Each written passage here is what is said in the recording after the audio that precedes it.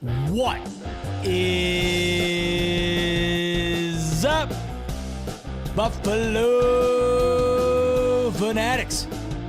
Z-Bot here with you, live on the Buffalo Fanatics YouTube channel on a Monday night. And that, of course, can only mean one thing. It is the smoke break. So good to have you in off of preseason week 1. The first preseason game for the Buffalo Bills is in the books, and tonight marks 27 days until the Bills get underway in their first regular season of the year.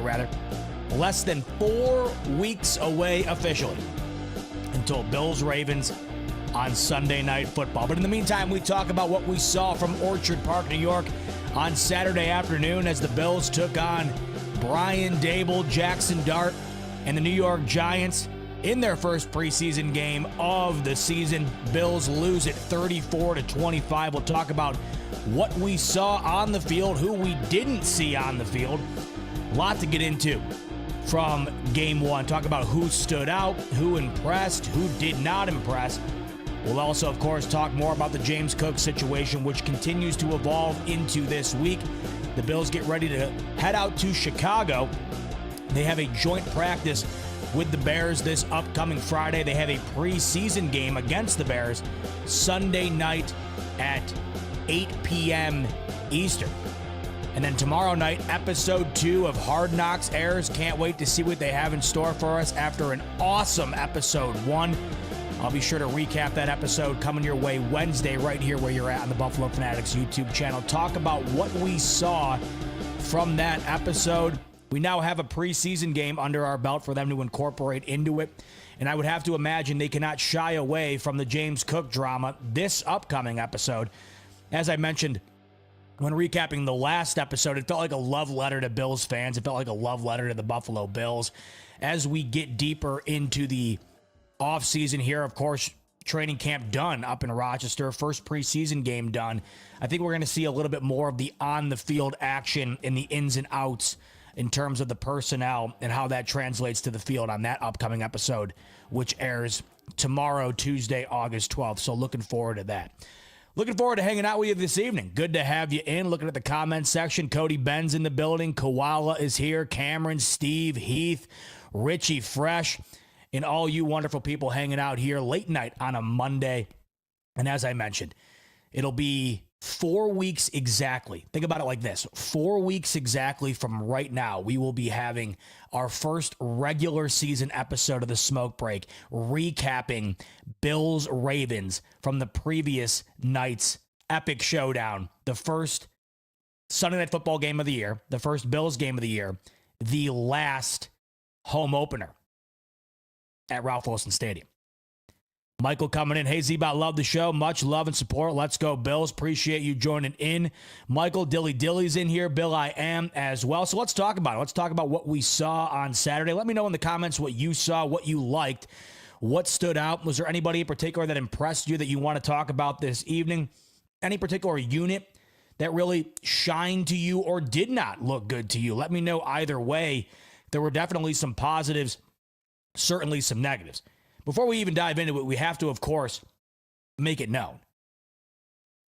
The preseason to me and to you guys, I'm sure, but just in general, a massive grain of salt. To me, it means very little in the grand scheme of things. The only thing that I take away from it is seeing bits and pieces from guys we don't know much about, right?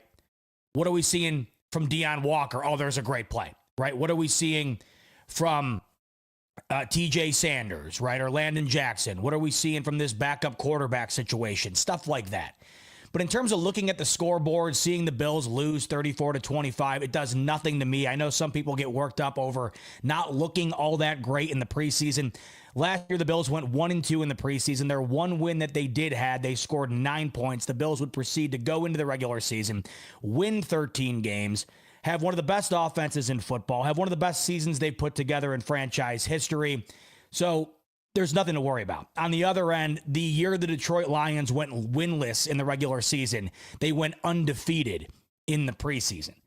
So the results of these games mean next to nothing. Sean McDermott essentially told you that when asked. I forget the reporter, but it was a great question in terms of really gauging the scale in which these coaches weigh these games, these preseason games. Sean McDermott was asked, in terms of a preparation standpoint, in terms of a game plan standpoint, from 1 to 10, how much do you prepare a scheme or a game plan for a preseason game?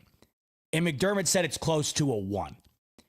So when you're seeing the offensive line not look very good in the beginning, when you're seeing a loss to an inferior team, and anything in between, really, how much do you really read into it? What you're looking for is the effort plays, the splash plays from the guys that you just don't know a lot about, whether they're a second-year guy like Buffalo Joe, whether they're a guy who's on the fringe of potentially making the roster or not. A couple of these rookie guys, especially on the defensive side of the ball, what can we expect? Is there something they show that has us even more excited than we already are about what could potentially be the reality for this Bills defense going into 2025? And as you know, that's the one thing that I'm keeping an eye on the most. In looking at the offense on Saturday, yeah, you had your eye on the wide receiver room. I guess you had your eye on the running back situation, not necessarily because James Cook's not going to be out there. We'll talk about that in a bit because I want to spend some time on that. I know we spend a lot of time on that, but this situation is getting increasingly odd to me. I just don't understand what exactly is going on. I don't know if anybody quite understands what's going on. It's awfully frustrating to not have any details surrounding the situation to gauge what exactly the situation is. But regardless, what the hell was that? Oh my God, it's my family upstairs. It sounded like a tornado was happening. Somebody must be moving a table or something. But anyway, you're looking to see if the running back room still is going to show up when they do get their opportunities. Because as we know, when James Cook isn't on the field, we've seen great stuff from Ray Davis. We've seen great stuff from Ty Johnson. So you're obviously looking for that. Offensive side of things, though, when it came to Saturday's game, yeah, you look for the receivers, the running backs, whatever. It was the defensive side of things that I was more kind of gearing my attention to, because I think that that's where we're going to be gearing our attention to the most this year in terms of what we're trying to find out, what we're trying to see that's different going into this year and throughout this year as compared to last year. So let's start on the offensive side of the ball. Like I mentioned, not a ton that interests me on that side in terms of what are we going to learn from a preseason game. But there's a couple of things of note right now that are worth discussion that have been discussed throughout the preseason here, or throughout the offseason here. One of which, the backup quarterback situation. I had mentioned when I went to camp a couple of weeks ago, even though it was just one practice, in the session that I had attended, I thought that Mike White did look better than Mitch Trubisky did. That was, of course, just one practice, but that hasn't been an outlier. From what we've heard out of training camp, it seems as though Mike White has been just as proficient as Mitch Trubisky has. So you watch on Saturday, both guys get a decent amount of reps. Mitch Trubisky takes the field first. Mitch Trubisky finished that game 9 of 13, 138 yards, 1 touchdown. So Mitch Trubisky goes out there. He's behind the starting offensive line for the most part, going up against the bulk share of the starting Giants defense. They were missing some guys, but you do have first-round draft pick Abdul Carter out there, who's been impressing beyond belief during the offseason here. Everything I'm hearing out of Giants camp is saying that this guy could easily cement himself as a top 10 defensive line presence in the league right as he gets in to the league. That's how impressive he's been. You know, being a big Penn State fan, I know the dominance Abdul Carter can bring to the table, but you always have to wait and see whether or not that's going to transition into the NFL. It goes the same can be said for any position throughout the league. You could be great in college, get to the pros, and it's just not the same. But from what we've been told and what I've seen, Abdul Carter is supposed to be the real thing. And those are just the type of guys that Mitch Trubisky had to go out against in the first drive, the first couple of drives that he took the field for the Bills on Saturday. So 9 of 13, 138, and a touchdown to Dawson Knox on the left side of the field there, wide open, was able to hit him and get in the end zone.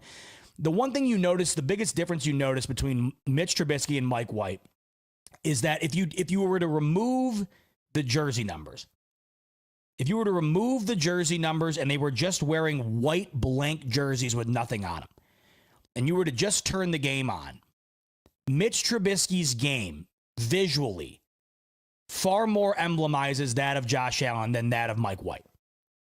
And what I mean by that is when you're watching Mitch Trubisky, it looks far more like Josh Allen than Mike White looks like Josh Allen. Doesn't necessarily mean Mitch Trubisky is better than Mike White at this given point in time, but he's certainly more of a Josh Allen-esque player. That's, of course, why the Bills pay him what they do and why he's been on the team for the last few seasons here. This is why the Bills have him as their, for now, quarterback two, because it just feels like he is the easiest transition into a quarterback two from Josh Allen as you could have. Now, nobody's Josh Allen, and once you get to quarterback two, say your prayers.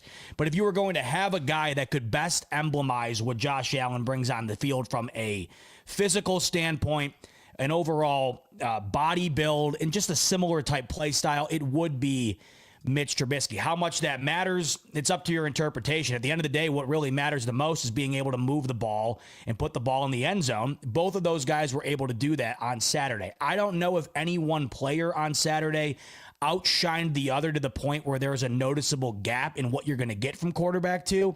And this is why, to me, it all boils down to I'm fine either way.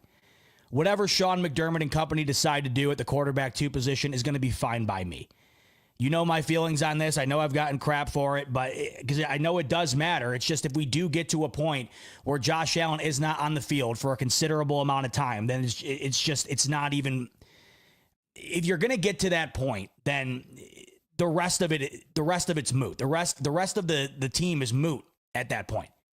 If you're going to have to rely on one of these guys for more than a few weeks, then this team is just a shell of itself. Therefore, I feel like the season in itself is just going to be one that you're going to have to put in the rearview mirror. God forbid it would ever get to that point. But now, of course, it does matter if, say, Josh Allen, stubs his toe and he's got to miss a week. The guy's Iron Man.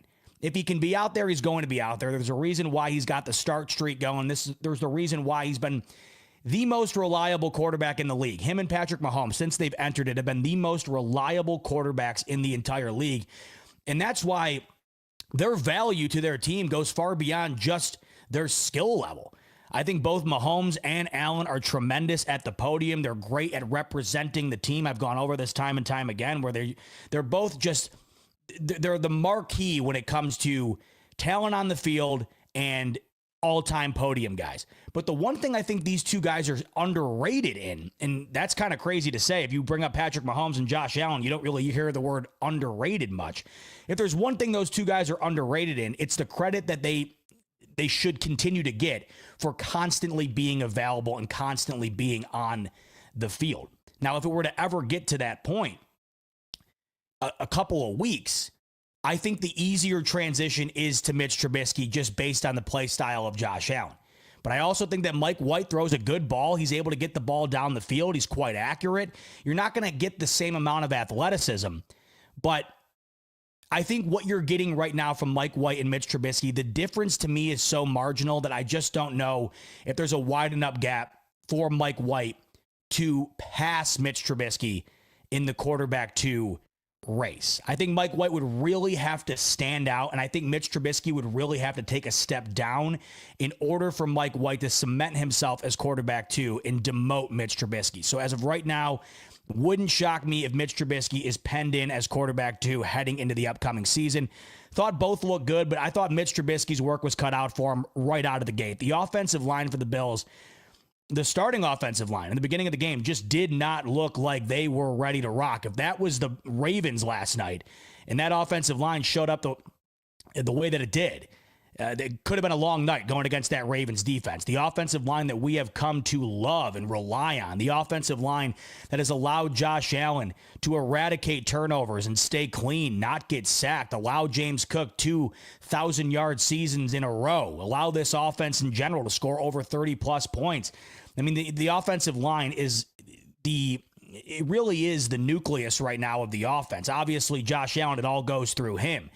But we saw the ascension of this offense a season ago, and it was because of the play of the offensive line. And we've seen the ascension of Josh Allen's game in and of itself because of that offensive line. I just don't think that Josh Allen has 6 interceptions in 2024 if not for the play of the offensive line. And obviously it goes without saying that Josh Allen wouldn't be the least sacked quarterback in the NFL if it weren't for the protection that he has had. So I'm not going to panic or worry about what I saw on Saturday, but for an opening series, for that offensive line to be out there in front of Mitch Trubisky, did not look all that great. Mitch Trubisky was under fire almost instantaneously, had a couple of moments where guys were right on him. Mitch Trubisky did make a couple of nice plays, one notable to Josh Palmer where he was on the run under pressure, was able to get the ball out into Josh Palmer. It was that play in particular where if you're watching the game and once again you do not have numbers on the jerseys, it's a play like that where if I were to just show a casual fan, I'm not necessarily sure that they would know that that guy throwing the ball was Mitch Trubisky and not Josh Allen. It's just one of those plays that an athletic, bigger build type guy makes over perhaps a guy who's just not as mobile, not as athletic. It was that play in particular. Mitch Trubisky, he's under fire, defensive line all over him, makes a play to Josh Palmer. It's those type of plays that I think Mitch Trubisky makes that maybe Mike White couldn't, and really other backup quarterbacks in the league couldn't really either.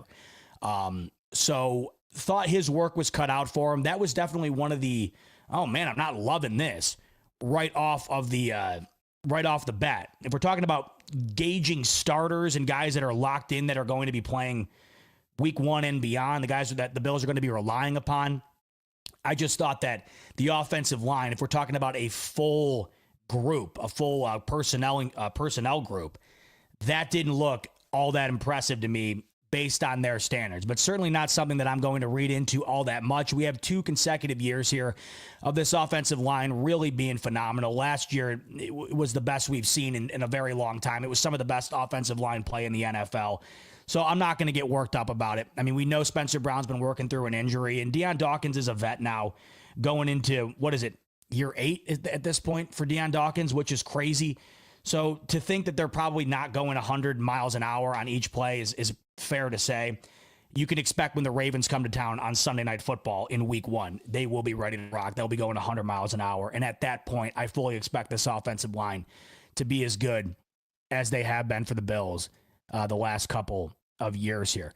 Let's stick with the offensive side of the ball. Let's talk about some things that I liked.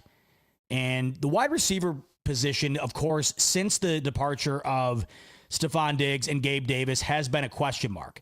Now, it hasn't been a question mark in terms of the production. We saw these Bills overcome the adversity that was brought about with losing a guy like Diggs and losing Gabriel Davis. We saw them immediately move past that last year. And despite not having a 1,000-yard receiver, Josh Allen had no problem finding guys and had no problem moving the ball up and down the field. Khalil Shakir, of course, has become Josh Allen's top target. He was not out there because of the injury that will have him out up until week 1. But we've been waiting to see if the Bills did get better this year at the wide receiver position. We saw Mack Hollins really step up last year. The addition of Amari Cooper, no, he wasn't balling out on the stat sheet, but it just felt like the presence he brought to the offense was able to open up things that weren't there prior. The Bills lost 1 regular season game after adding him. But you lose Mack Hollins, right? And you also had some injuries throughout the year last year that, kind of made things a bit of a tumultuous sort of roller coaster ride where you didn't know who was going to be in when. Kincaid missed a few games. Coleman missed a few games. So it really has not been a perfect picture in the wide receiver room since that departure. But going into this year, I think we've all been excited about the additions made. We've been excited about Josh Palmer, excited about Elijah Moore. There's other guys too, though, that are fighting for a roster spot that I think are real interesting here, and that could potentially be impactful for Josh Allen in this offense going into the upcoming season. And one guy that stood out Saturday, and he's another guy that's really stood out all throughout training camp here. He stood out around this time last year, but was not able to get himself out onto the field. It's just tough to do when you have more than likely 5 wide receiver roster spots available. We'll see if the Bills have 6 going into this year. And Tyrell Shavers is making that particular argument even more valid. Will they end up keeping 6 because a guy like Tyrell Shavers has looked as good as he has? He was certainly the best wide receiver the Bills had on the field Saturday in terms of production. And it looks as though he could be a guy that could be impactful for the Bills offense should he wind up making the team and getting one of those 5 or 6 wide receiver spots. 2 receptions on Saturday for 70 yards, including a 58-yarder. Was a beautiful play. Was able to get great separation. You can see he's got the speed, and the guy's been grinding. I mean, Tyrell Shavers really has been working his tail off to get into the position in which he's at. We saw it a little bit last year in his first year trying to make the team. He was a guy in the 2024 camp that was sort of making his name known, kind of making a name for himself. Like I said, it didn't really evolve into anything, but you're looking at this year and you're fighting out roster spots between Elijah Moore, Curtis Samuel, who wasn't out on the field, who has had an injury history. You have these other guys competing for spots as well. KJ Hamler, right? You're adding Jalen Virgil into the mix. And then guys like Wilkerson as well, who I think have shown flashes. Tyrell Shavers seems to be that guy, though, amongst the pool of on the fringe type guy. Him and Chenault seem to be the 2 that are really duking it out for perhaps that last spot. Now, it's really all going to come down to how many of these guys the Bills end up keeping. Will they end up keeping 6? I know that that's a hot debate, whether or not the Bills are going to dedicate that many roster spots to the receiver position. And if they do keep 5, well, then who is the odd man out? Would it be Shavers yet again? Or could it be one of these vets here that you weren't expecting to be the odd man out that end up being on the outside looking in? I don't think it's going to be Curtis Samuel to be about a $7 million cap hit. I've seen trade talks be thrown around surrounding him. I thought Curtis Samuel came on towards the end of the year. He had a few impactful plays for this offense at the end of the year, including a huge touchdown against the Broncos in the wild card round. I think Curtis Samuel still has some tread on the tire. It might not justify the amount of money that Brandon Beane paid him, but he also has been hurt too. We haven't been able to see him out on the field as much. From what we saw from him a season ago, really towards the end of the year, I'd be excited to see more, but we need to see him out on the field. We need to get him out there and see what more he has to offer. And when you're not out on the field, you really can't move up the depth chart. And the guys who are out there duking it out for a spot are the ones that are going to be talked about. And I think Tyrell Shavers was that guy on Saturday. Now, another guy that I think we were all excited about, I know I certainly was, I still am, and I'm just kind of waiting to see what happens here. It's Elijah Moore. So Elijah Moore, not impactful on Saturday. There is a clip going around if you go and watch early on in the game. I think it was the first series for Mitch Trubisky in the Bills offense. He ends up hitting the tight end over the middle, either Knox or Kincaid. And if you look towards the middle of the field on a deep pattern, Elijah Moore is crossing around the midfield mark, going to the left side of the field. He's wide open. Mitch Trubisky could have hit him, and I think it would have been perhaps a touchdown if he hits him in stride, knowing Elijah Moore's speed. I have to think if Josh Allen's out on that field, he's making that read. Elijah Moore wide open, running down the seam, middle of the field, and I think a ball on the hands, that's a 50-yard play, if not a touchdown. So we saw the speed, even though it was just one play. We're not going to see a whole lot of these starters in a preseason capacity. So you kind of have to weigh a couple of plays more than you would in any other time. And we haven't seen Elijah Moore much with the Bills other than the last couple of weeks of training camp here. Now, he has not done a whole lot throughout training camp. He's just not a name that's been brought up much. And it was one of those names you were hoping would be brought up a bunch. I think that between the 2 additions there, right, Josh Palmer and Elijah Moore, Josh Palmer has really seemed to have his presence felt since being added from the LA Chargers. They even featured him on Hard Knocks last week. Him and Josh Allen having a session there. They sat down and interviewed him. That's a guy I'm really excited for. I'll talk about him in a second. But in pertaining to Elijah Moore, it's the speed that really has me excited with him. And, you know, the youth there, too. He is a veteran in this league, but Elijah Moore is only 25 years old. And I was really hoping the Bills would be able to find a way to get the most out of him this year, and maybe they do.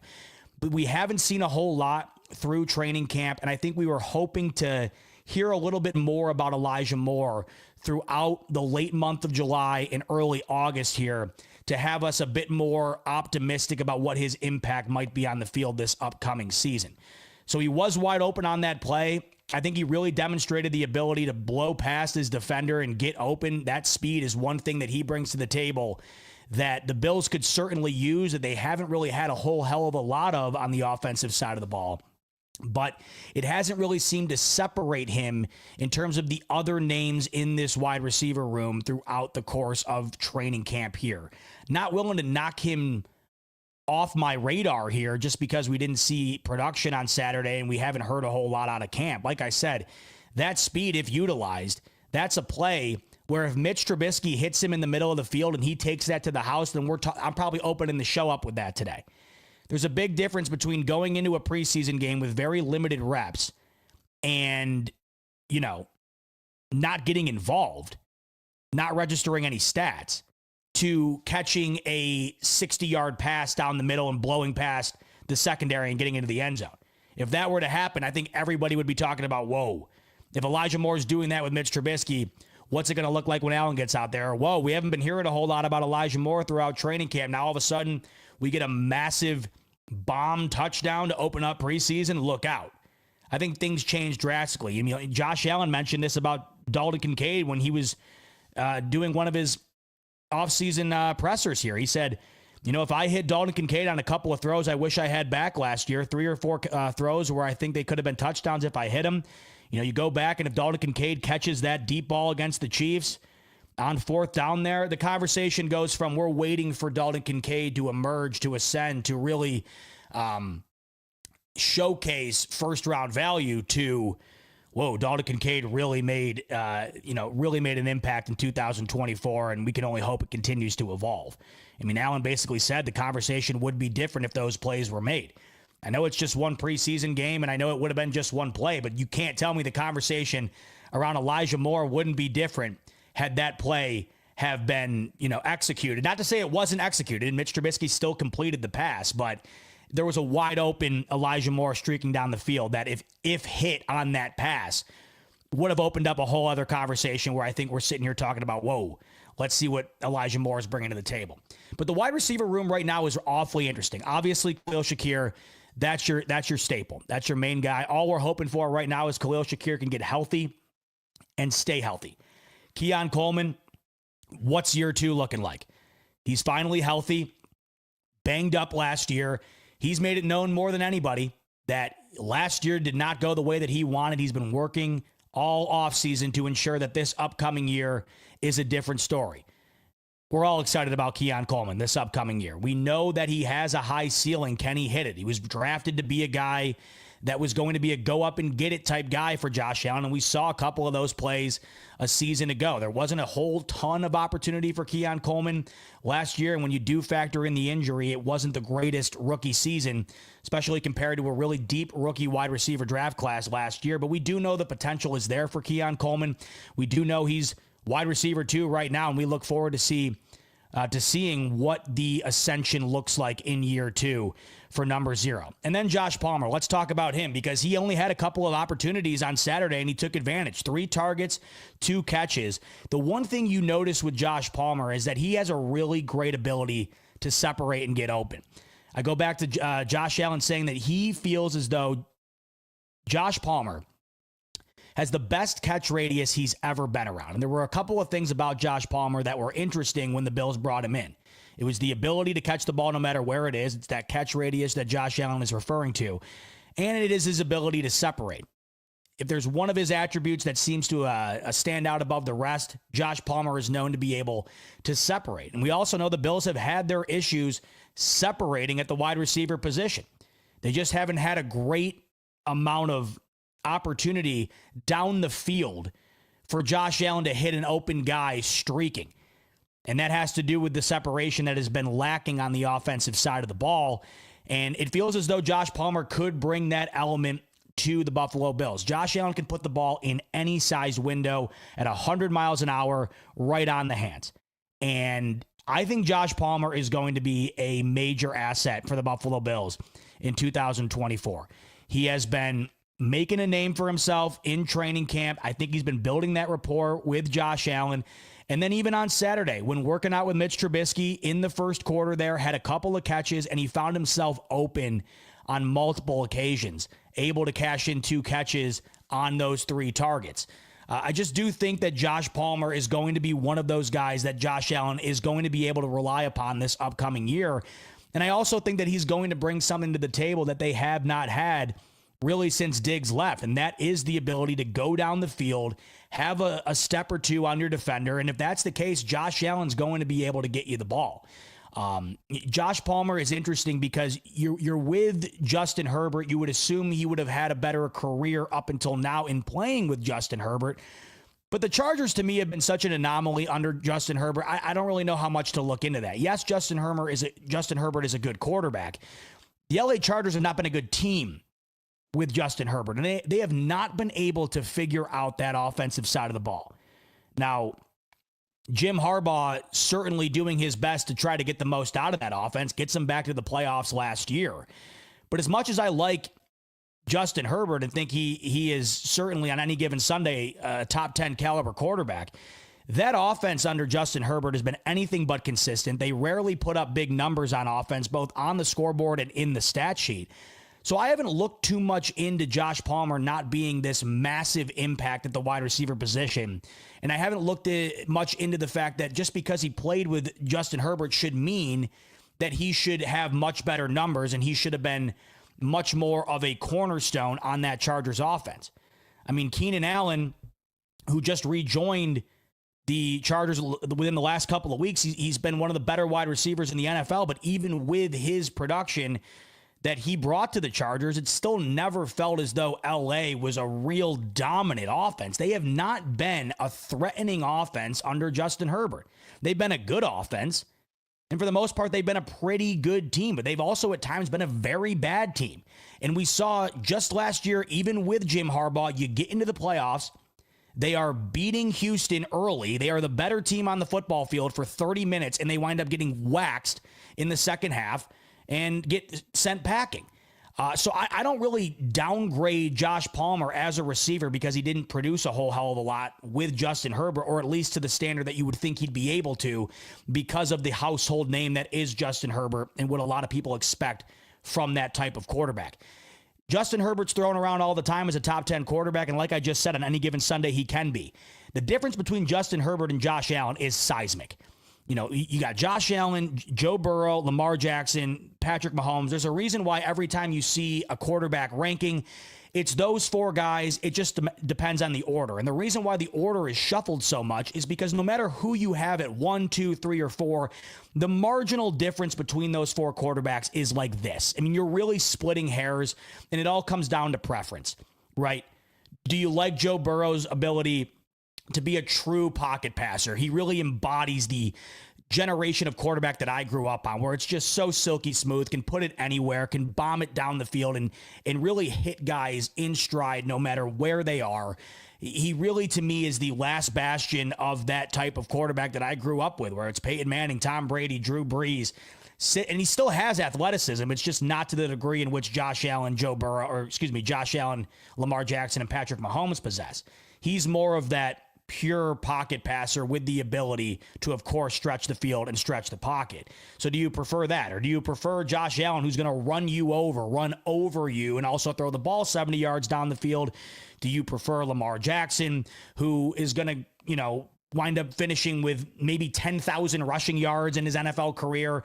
Him and Josh Allen will probably go down as the 2 most dynamic quarterbacks to ever play the position, or at least the 2 most imposing dual threat quarterbacks to ever play the position? Or do you prefer Patrick Mahomes, who I think is a hybrid of everything there? I think Patrick Mahomes is a hybrid of everything there, and he's also the most clutch quarterback that we've ever seen, at least in terms of his record and what he's been able to do in the fourth quarter and beyond when trailing and when put in that situation. But when you're talking about Justin Herbert, the gap between those 4 quarterbacks and Justin Herbert, even though Herbert in many people's eyes is a top 10 quarterback, that gap is still wide. So I have high expectations for Josh Palmer. I think going from Justin Herbert to Josh Allen is no minor upgrade. I think it's a major upgrade. And if that's the case, then I think that we see more out of Josh Palmer than we've seen up until this point. I think that that's fair to say.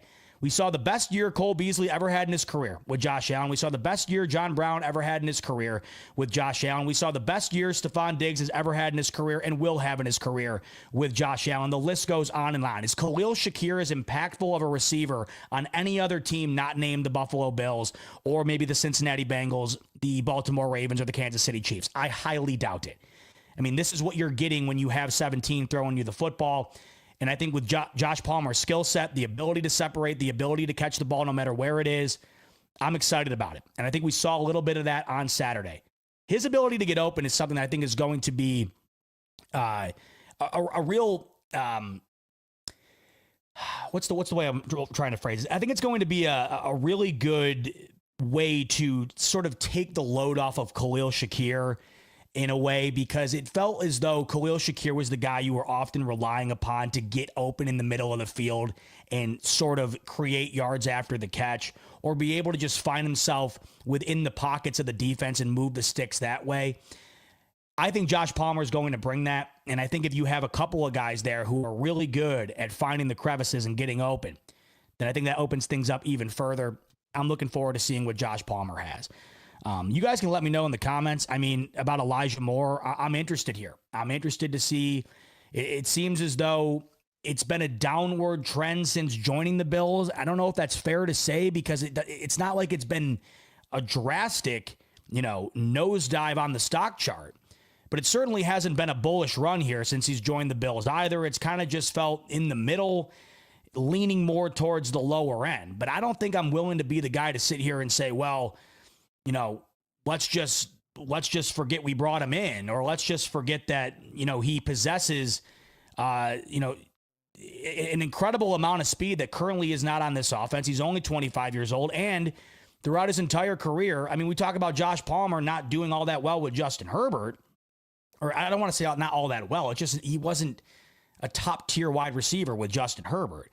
I mean, Elijah Moore would have probably given his right foot to have played with Justin Herbert compared to what he's played with throughout his career up until this point. He's only 25 years old. I'm not willing to write him off yet, but there are only so many spots here to be allocated to a wide receiver. And I guess it really all comes down to what you think's going to happen here and who you've liked more up until this point.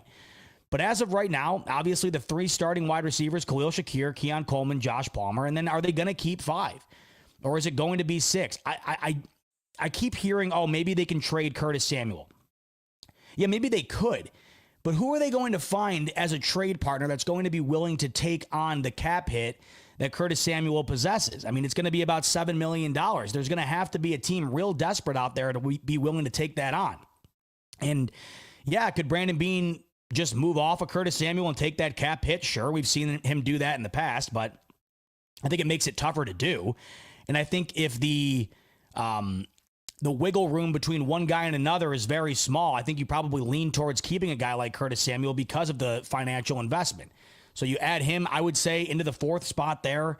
Then you got Tyrell Shavers, Elijah Moore, who we just talked about, Laviska Shenault, been getting some opportunity, and we know that he could be somebody that could be relied upon in the special teams game as well. Tyrell Shavers, he's been trying to get a little bit of involvement in that special teams area as well to try and up his stock, get a spot on this team. KJ Hamler, right, the star of Hard Knocks Week 1. Wilkerson has shown a couple of flashes as well. So there's spots to be had. How many spots will there be? Up for interpretation. We'll find out in less than a month here.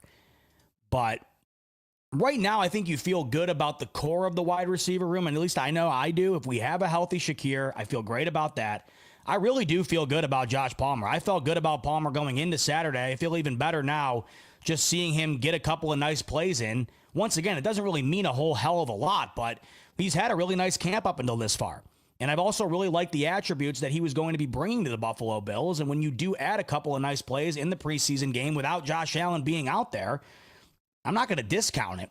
I mean, I'm looking forward to Josh Palmer. I really do think that is an addition that is going to be one that we are going to be real happy Brandon Beane made at the end of the year here. Keon Coleman, we're just waiting to see. The potential is certainly there. And then the tight end room, of course, is going to be an area that Josh Allen is probably going to target more than ever, I would imagine. I mean, Dalton Kincaid, this is the year. This is the year. We know what we have with Dawson Knox. He's always reliable in the role in which he's given. Jackson Hawes being drafted this past draft, more well known for his blocking ability, and we've seen that be showcased throughout training camp here. I mean, you're feeling good right now about what the Bills have at their disposal. I mean, I've been on record saying that I think the Bills are better today at this point of the season than they were at this point of the season last year. But that really did factor in Elijah Moore being an impact, and I'm hoping to see that evolve, and I'm hoping that he gets an opportunity. I think he can be impactful, but up until this point, we can't put that in pen or write that in stone. With Josh Palmer, I think it's safe to say up until now, he's kind of shown the worth that I thought was going to be brought to Buffalo when Brandon Beane signed him. Caroline saying, good night, sweetheart. Caroline's sleeping in the other room because we got Smoke Break Live. I mean, you imagine trying to sleep in this room during a live smoke break? I mean, that's got to be next to impossible. You'd have a better chance of sleeping on the side of the road in Times Square, I think, than sleeping in a room with a live smoke break going on. Maybe you could do it right now after the preseason game. I mean, you sure as hell you wouldn't be able to sleep come 4 weeks from tonight when we're recapping what will hopefully be an impressive Week 1 victory over the Baltimore Ravens. Let's take a look at the comments section. Explo coming in. He's saying, if Coleman develops well, and we know Shakir is a solid option, we just got to hope someone else can make a good impact. And I feel we are solid at wide receiver. And that's really what it all comes down to. Once again, these Bills were averaging 31 points per game in 2024 without a 1,000-yard receiver. And you don't need to have whoever that wide receiver 3 is going to be. You don't need him to be necessarily like what T. Higgins is for the Bengals. It's just not what the Bills have shown that they need. I mean, in reality, the Bills have not really had a top-tier wide receiver 2 ever with Josh Allen. We're hoping that that's going to be Coleman, and we're hoping, obviously, Khalil Shakir continues to be that surefire wide receiver 1 that he has been for Josh Allen. We hope he continues to be that and stays healthy. But if you do get a guy like Palmer who comes in and takes it to another level that Amari Cooper on his way out of his career wasn't able to do, or what Mac Hollins wasn't able to do, or what Curtis Samuel up until this point wasn't able to do, well, then how much better does it look? If you get the same production out of the offensive line, which then translates into the same production in the run game, if Josh Allen can continue to stay off the ground, not get hit, and not turn the ball over, hard to think that you don't get better if Josh Palmer is even, 10, 15% better than the production given from Amari Cooper or Mac Hollins. It just feels like it'll be better. And you factor in a healthy Kincaid, you factor in a healthy Coleman. This is why I think this team, from a weaponry standpoint, is better today than they were at this point in 2024. Now, I was banking on Elijah Moore being a part of that, and we'll see if he ends up being that. But up until this point, it hasn't felt like anyone has given a vote of confidence in Elijah Moore's ability to be impactful up until now. But that does remain to be seen. So, running back situation, by the way, on Saturday, everybody was looking pretty good in their limited capacity, right? Ty Johnson never misses an opportunity to shine, does he? I mean, there's a reason why Ty Johnson has had a comfortable role on this team. I mean, no one ever questions whether or not you're going to be moving off of Ty Johnson. He serves his role on this team perfectly. Every time Ty Johnson's name is called, it feels like he rises to the occasion, usually on third down, usually in short yardage situation, sometimes in the pass game. Just feels like when Ty Johnson gets his opportunity, he is going to cash in. Now, the opportunities are, of course, more limited than others. I mean, Ty Johnson is a seldomly seen back on this team. He comes out in certain situations, but when he does come out, he does have an impact. And there's a reason why the Bills have been relying on him for a while now. And there's a reason why, like I said, you really just don't question his spot on the team. It feels like Ty Johnson has his role down pat. On Saturday, he's given 3 carries, just under 9 yards per attempt. 3 carries, 26 yards. Frank Gore Jr., by the way, another solid preseason game. We saw last year him dominate in the preseason. He went 5 for 21. Ray Davis, not as great as you'd hope, 4 for 7, excuse me. But we've seen Ray Davis in meaningful football have an impact. I mean, we go back to the Monday Night Football game against the New York Jets last year, where James Cook was not available. Ray Davis was the starter, and I thought he was terrific. Now, is he good enough to be the guy that there's some people out there saying, oh, the transition from James Cook to Ray Davis will be seamless, just trade James Cook? No, I don't see that, and I don't think that should be considered, at least right now. But we know what Ray Davis brings to the Buffalo Bills offense when the opportunity arises. Saturday wasn't a great performance, but we've seen enough from Ray Davis in actual football to have confidence in his ability to step up when he's out on the football field. So not a whole ton of running the football anyways on Saturday. It was really more so an exhibition for these three quarterbacks. They only ran the ball, 15 times? So a little bit of here and there from all these guys. We're talking about the running backs, though. I mean, they only had just over 10 carries in total for all these running backs. So nothing crazy there. I think when you go into a preseason game, especially when you have running backs that are already on the team, that have been on the team, I mean, what do you really need to see? Do you really need to run them into a wall 10 times in a preseason game? This is why you're only seeing these guys max out at 5 carries. And Frank Gore Jr. is the one to lead the charge with 5 carries. He's not going to be seeing much of the field, if at all, in Buffalo this upcoming season. So, Ray Davis with 4 carries, Ty Johnson with 3. I feel like that's more of a, hey, go out there and get your sea legs underneath you again before the season kicks off here. Get some real game action in before we kick things off. That's kind of how I read it. The offensive line not scheming up against this Giants defense in this game. You're not coming up with any extravagant run packages. You're just kind of letting these guys get out there and get loose. So not a whole lot to read into there. But anyway, in the wide receiver room, Shavers was the guy that stood out. Loved what I saw in a limited capacity for Josh Palmer with those 2 catches. Steven Gosnell still. I mean, we've heard his name pop up a good amount during training camp here. He's a guy that looked pretty solid on Saturday as well with 4 catches for 30 yards. There is some depth there. It's not guys that you're like, oh, I can't wait to get him out on the field. But if it ever got to the point where you had to get some of these guys involved, I think you're feeling all right about what you've seen through training camp. If it ever got to the point where you have to get Wilkerson out there or Gosnell, if Shavers makes the team, right?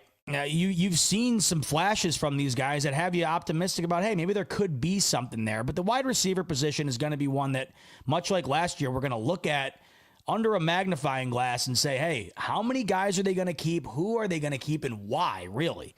I do wonder how close the competition is there. I mean, if we go and look, when the Bills announced their initial 2025 depth chart, when they announced their initial 2025 depth chart last week, so you had, for your wide receiver position, you had Palmer, Shakir, and Coleman, which we've already established, and it's already well known. Those are your 3 starting wide receivers. And then in the 2 spot, you had Shavers, Elijah Moore, and Curtis Samuel. And that's really where the competition is currently at. It's those 3 guys duking it out for maybe 2 spots. Now, if it is 3 spots, then I could very well see it just remaining the way it is. If the Bills do keep 6 wide receivers, I think the depth chart that they currently have out right now would probably look exactly the same. Josh Palmer, Khalil Shakir, Keon Coleman, Elijah Moore, Curtis Samuel, Tyrell Shavers. If they do go with 5, who is the odd man out? And I just don't think it's going to be Curtis Samuel based on the investment. And I don't know. I don't want to write off Elijah Moore. I mean, how could we know? How could we know up until now if it's not, if it's not anything?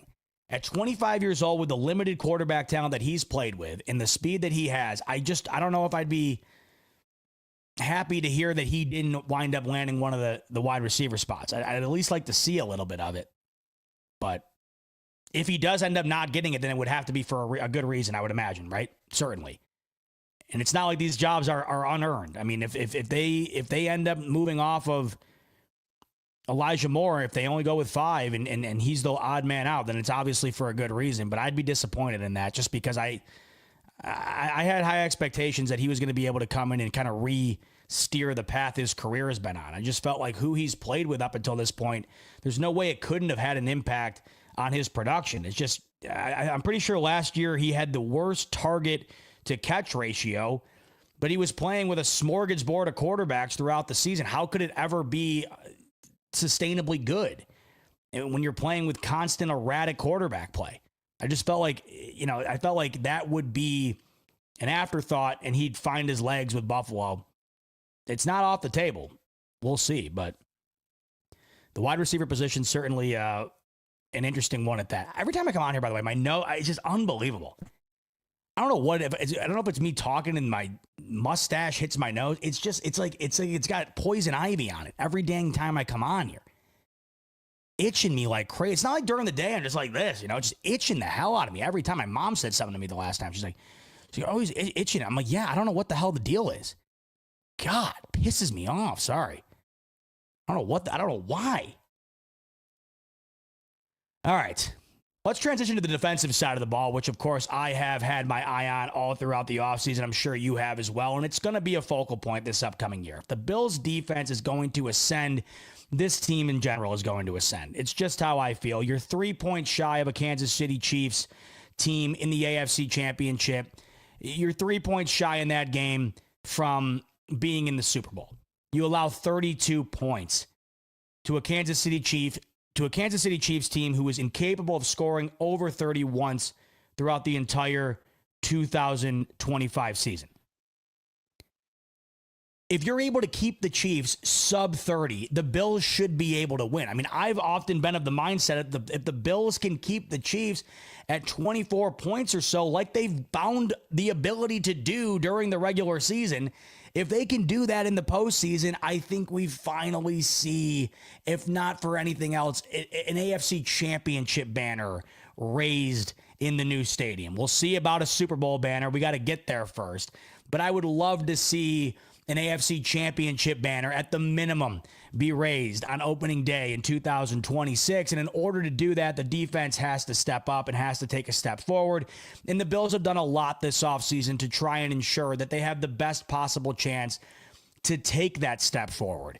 And we got to see a little bit of a look at that on Saturday. Now, in the grand scheme of it all, Saturday, the defensive performance was not great. I mean, there was not a whole lot to be overly impressed about. The pass defense was not great. The pass defense was, in fact, it was pretty poor on Saturday. If we're talking about the entirety of the game, it wasn't good. There was a couple of areas on Saturday that were once again a problem, that have been a problem for the last calendar year and counting here. The Bills on Saturday were horrid on third down. They allowed 9 conversions on 19 attempts. But the worst part about that is with the amount of attempts on third down they allowed the Giants to convert that were deep third down attempts. The third down defense last year was one of, if not the biggest concern for that unit, right? I mean, it was just so frustrating because this team has often prided themselves on being a bend but don't break defense. They've never been a dominant, you're not going to score around 20-ish points. They've never been a defense that you expect to keep the offense from crossing midfield, or you expect to keep the offense from scoring 17 plus points or whatever. You just always expect this defense to bend, not completely obliterate, get a couple of turnovers, keep the offense in the game, and then eventually go and get the W. That's really what the defense has been as of late, and they've been so terrific. I mean, really, just easily one of, if not the best in the league at turning the ball over. That's what's really allowed them to overcome some of their shortcomings. And it's really a part of that bend but don't break. They'll bend. They'll give you yardage. You can run on them. You can pass the ball up and down the field. You can get down the field. But they had the best turnover margin by a long shot last year, and they forced 30 turnovers in 2024. 15 interceptions, 15 fumbles. So that can't be, it can't be overlooked how great this team is at forcing turnovers. And it's not just a one-off last year. They've been doing this year after year after year. They've basically been a top 10 team in terms of turning the ball over ever since Sean McDermott has taken over, and he's been the head coach of the Bills for nearly a decade. So bend but don't break, I would say is fair for them. But when is it going to get to the point where they don't bend all that much?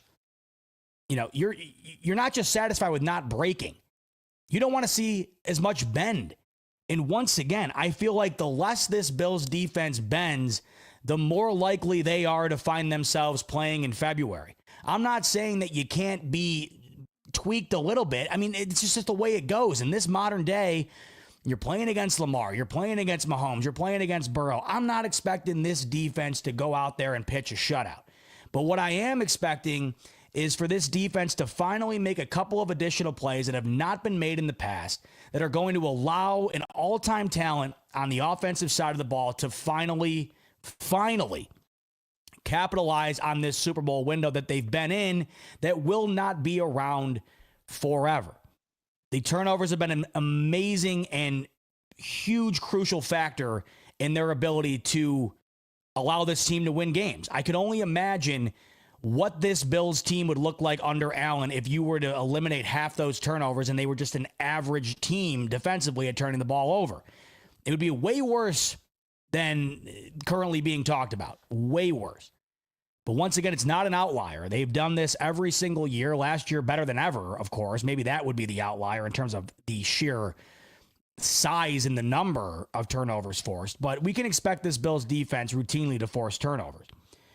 But what we're really hoping for is the other areas that they've struggled in to not bend as much.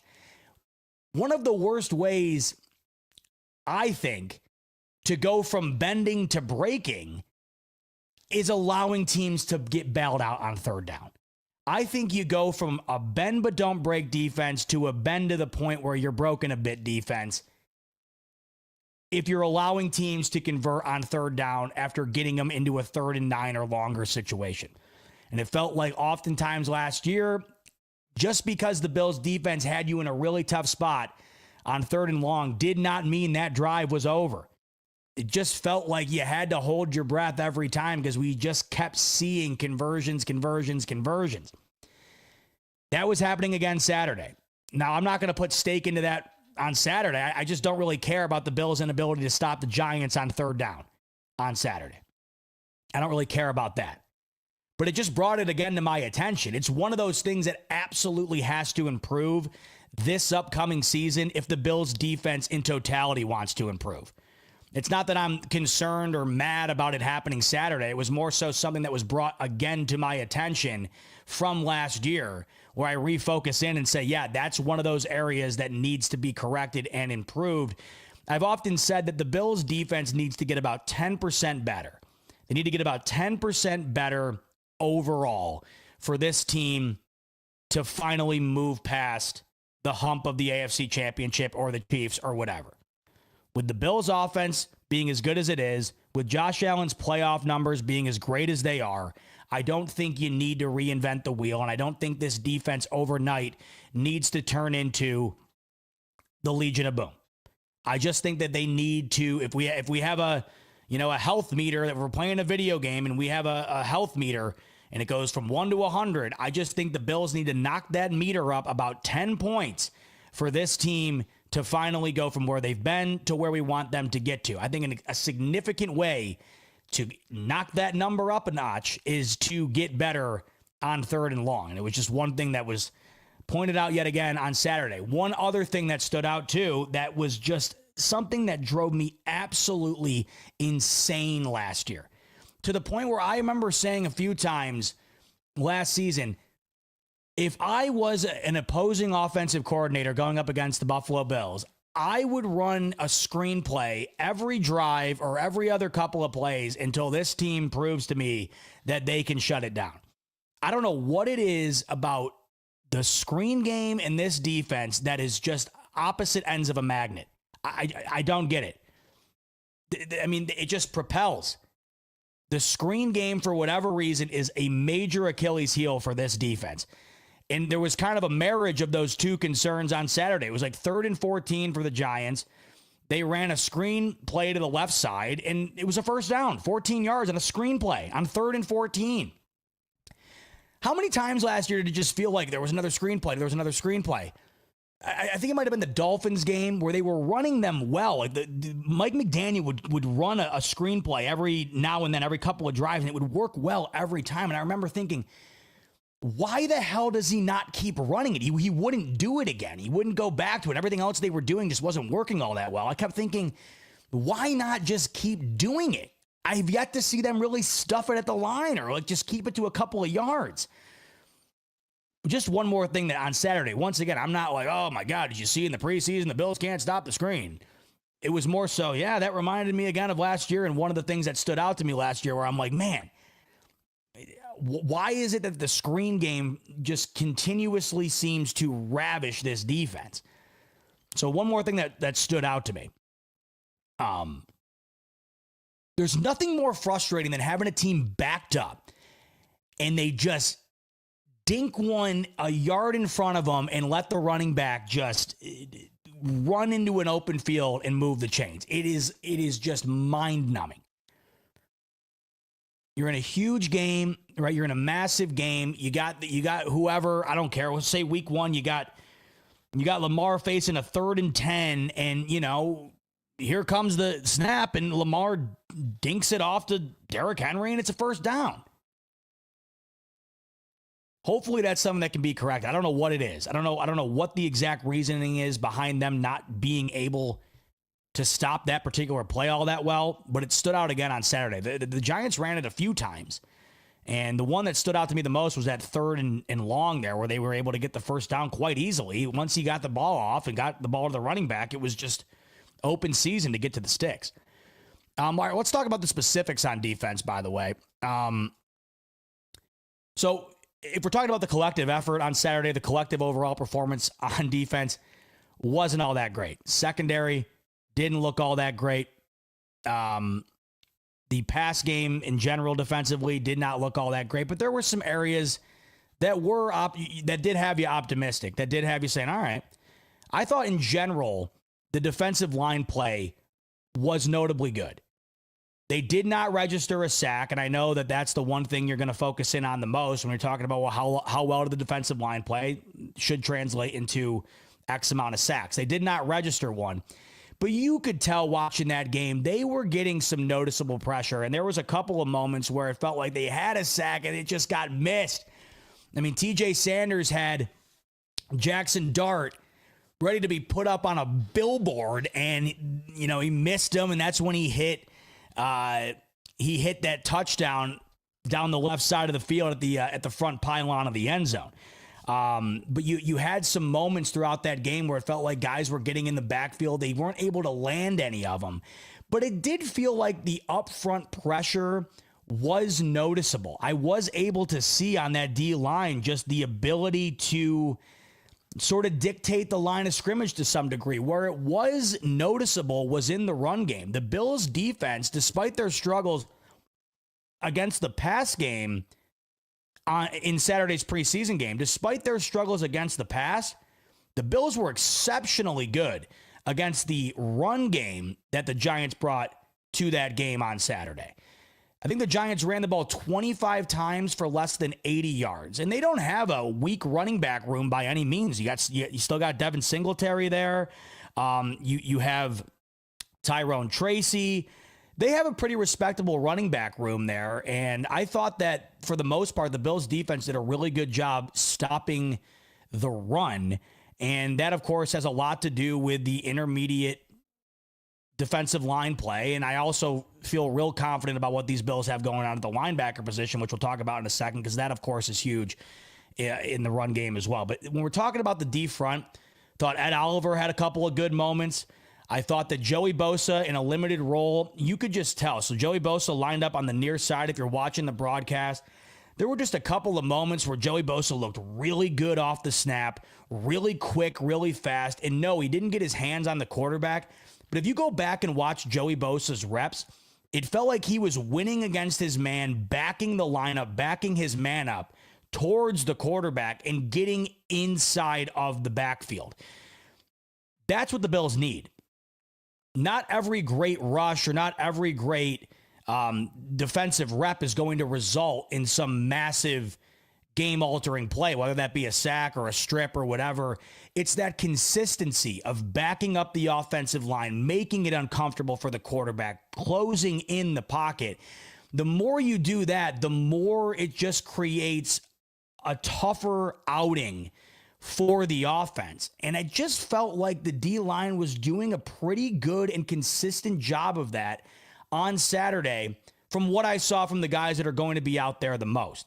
Joey Bosa, though, he stood out. I thought Joey Bosa off the snap looked quick, looked agile, looked strong, fast overall, and I really did think he was winning his battle off the edge and doing a good job of getting into the backfield. No, he wasn't able to put Dart or Russell Wilson, whoever he was going up against, Wilson in the beginning. No, he wasn't able to put them on the turf. Wasn't able to sack the quarterback. But once again, that's not going to be the end game of every single time Joey Bosa gets in the backfield. Can you continue to get in the backfield? Can you continue to disrupt the flow of the quarterback and the offensive momentum? I liked what I saw from Joey Bosa Saturday. If not for anything else, he looked healthy. Bosa looked healthy and he looked ready to rock. I don't know how you guys felt about Joey Bosa on Saturday, but, you know, for just a couple of reps in a limited role, just trying to get ready to rock here, liked what I saw just in terms of the visual of it. It just looked like he is back to game speed. And that's what you're hoping you get out of Joey Bosa. You're just hoping you get that consistency. Because Joey Bosa, when on the field, is going to be impactful. He just has to be on the field. And what I saw Saturday looked like a guy that, as of right now, is healthy and going to be a major asset to kick the season off. Deion Walker. Let's talk about it, because he seems to be the big name out of Saturday in terms of this rookie draft class. There are a few things, that really continue. There are a few things in the sport that just continuously shock me, or that just will continue to blow my mind. You get used to watching so many of these great athletes that I think we take for granted how unbelievable some of these plays are every now and then. Like, I'll never get enough of watching Josh Allen make a play, but I think there's a small list of guys that can make certain plays that Josh Allen can make. But, you'll see a great catch every week or something, and I just think you move on from it. One of the things in the NFL that I can never not be just, oh my God, about, can never not just be mind blown about, is watching a guy who's 6'7", 315 pounds, move like a tap dancer. You're watching a guy that is quite literally the size of a family SUV move like an insect. That's Deion Walker. The speed of a man that size should not be possible. The rep where he is able to get in the backfield, get his hands up, and knock down the pass of Jackson Dart was something else. Because there's so much in that play that's impressive. One, the sheer force off the line instantly wins that rep. Instantly wins against the guy across from him. And there was just no contest. Sheer willpower. just sheer force, sheer will. He was not losing that rep. The extension. The dude's arm span, his wingspan, arm length. Just when you thought you couldn't get any more crazy from a natural feature standpoint. 6'7", 300 and almost 20 pounds. You add into it the arm length and then the ability to move like that. Not only does he win with the power off the ball, but he's off the snap, like that. He's up and in right off the snap, all the way moved towards the backfield because of the power. The wingspan to be able to get his hands up, and mind you, the IQ too, to be able to register what's happening and get your hands up and knock the play down or knock the ball down. But also the quickness to be able to navigate within the pocket towards the quarterback and make a play on it. I think PFF wound up grading him out at a 92 something, around a 93 overall grade. He was the highest graded defensive player in the Bills-Giants game on Saturday. I watched all of his reps. Not every rep is super impressive. Not all of them are going to be. And I don't know how PFF ends up generating those grades. I don't think anybody really does. Does anybody really know how these numbers end up getting calculated? It seems to be some sort of secret science. But they must factor in the significant plays on a larger scale. There were a couple of plays where Deion Walker really made his presence felt. The pass batted down was certainly one that stood out, where you're seeing exactly what the mindset was behind the draft pick. The size, the speed, the athleticism, the strength, and the IQ. It's all in one play.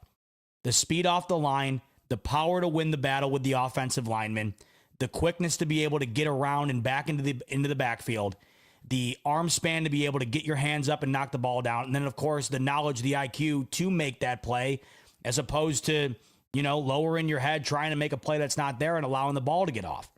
That was impressive. TJ Sanders, he had a couple of nice plays. I mentioned it earlier. On the touchdown throw from Jackson Dart, TJ Sanders had Jackson Dart. I mean, he had him like he was a bull in a china shop. He just wasn't able to get down the right aisle and knock the china off the counter or knock it off the shelves. I mean, he was this close. He was this close. He really could have tattooed Jackson Dart if he was able to get his arms around him. He just wasn't. Tip of the cap to Jackson Dart. It was a hell of a play. But TJ Sanders was back there ready to make that play. And once again, in the backfield, once again, dictating the line of scrimmage and making it uncomfortable for Dart. I mean, you really got to give credit to Dart on making that play. And side tangent here, I was higher on Jackson Dart than most.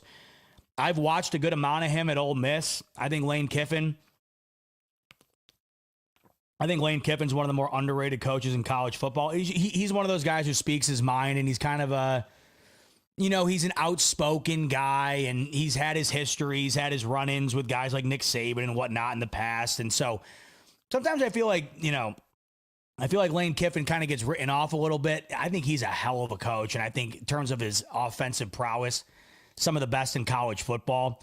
And I thought he and Jackson Dart were a real solid duo during their time at Ole Miss. And I thought Jackson Dart was better than being touted going into this draft. And I wasn't shocked at all to see him go in the first round. I know some people had him falling.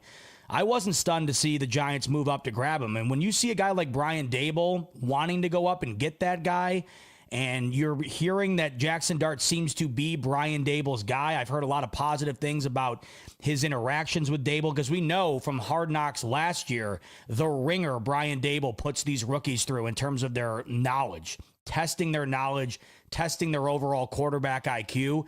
You're going to have to be pretty high up that chart, I would imagine, for Brian Dable to be infatuated with you. And you're going to have to be even further up that chart to be in position for the Giants to trade up to get you and, have Brian Dable have you circled. I think Jackson Dart has a bright future. I do. I know that right now the Giants are in a real tough spot. They've been in a tough spot for some time now, really well before the retirement of Eli Manning, which we're going on what now? And he retired the year after Allen was drafted, I think, or 2 years after. So we're going on at least over a half decade since Eli Manning has left the Giants. And we know what it's looked like for New York, constantly running around the quarterback mill trying to find a guy. I think Jackson Dart has got a lot of great qualities that could end up being something for this Giants team. It's funny, we hear so much talk about Shedeur Sanders and Tyler Shuck because he's going to be just thrusted into that starting role in New Orleans. You're not hearing anything about Cam Ward, which is killing me. He's got to be the least talked about first overall pick in the history of the NFL. At least the least talked about number one overall quarterback I've ever seen, ever. I've never seen less pub on a number one overall quarterback than I have of Cam Ward. I mean, even after this weekend, I don't hear it. It's just the Shedeur Sanders show, right? Or it's I don't even know. Really, I've heard nothing. It's crazy to me. I think Jackson Dart has potential to be something in New York. I thought he looked really good on Saturday. I did. So that's why I bring that up, because on that play, I mean, look, it wasn't, who is it? Who was on the coverage there? Was it Dane Jackson? Yeah, it was Dane Jackson was on the coverage. You know, unfortunately for Dane Jackson, it was a bad look getting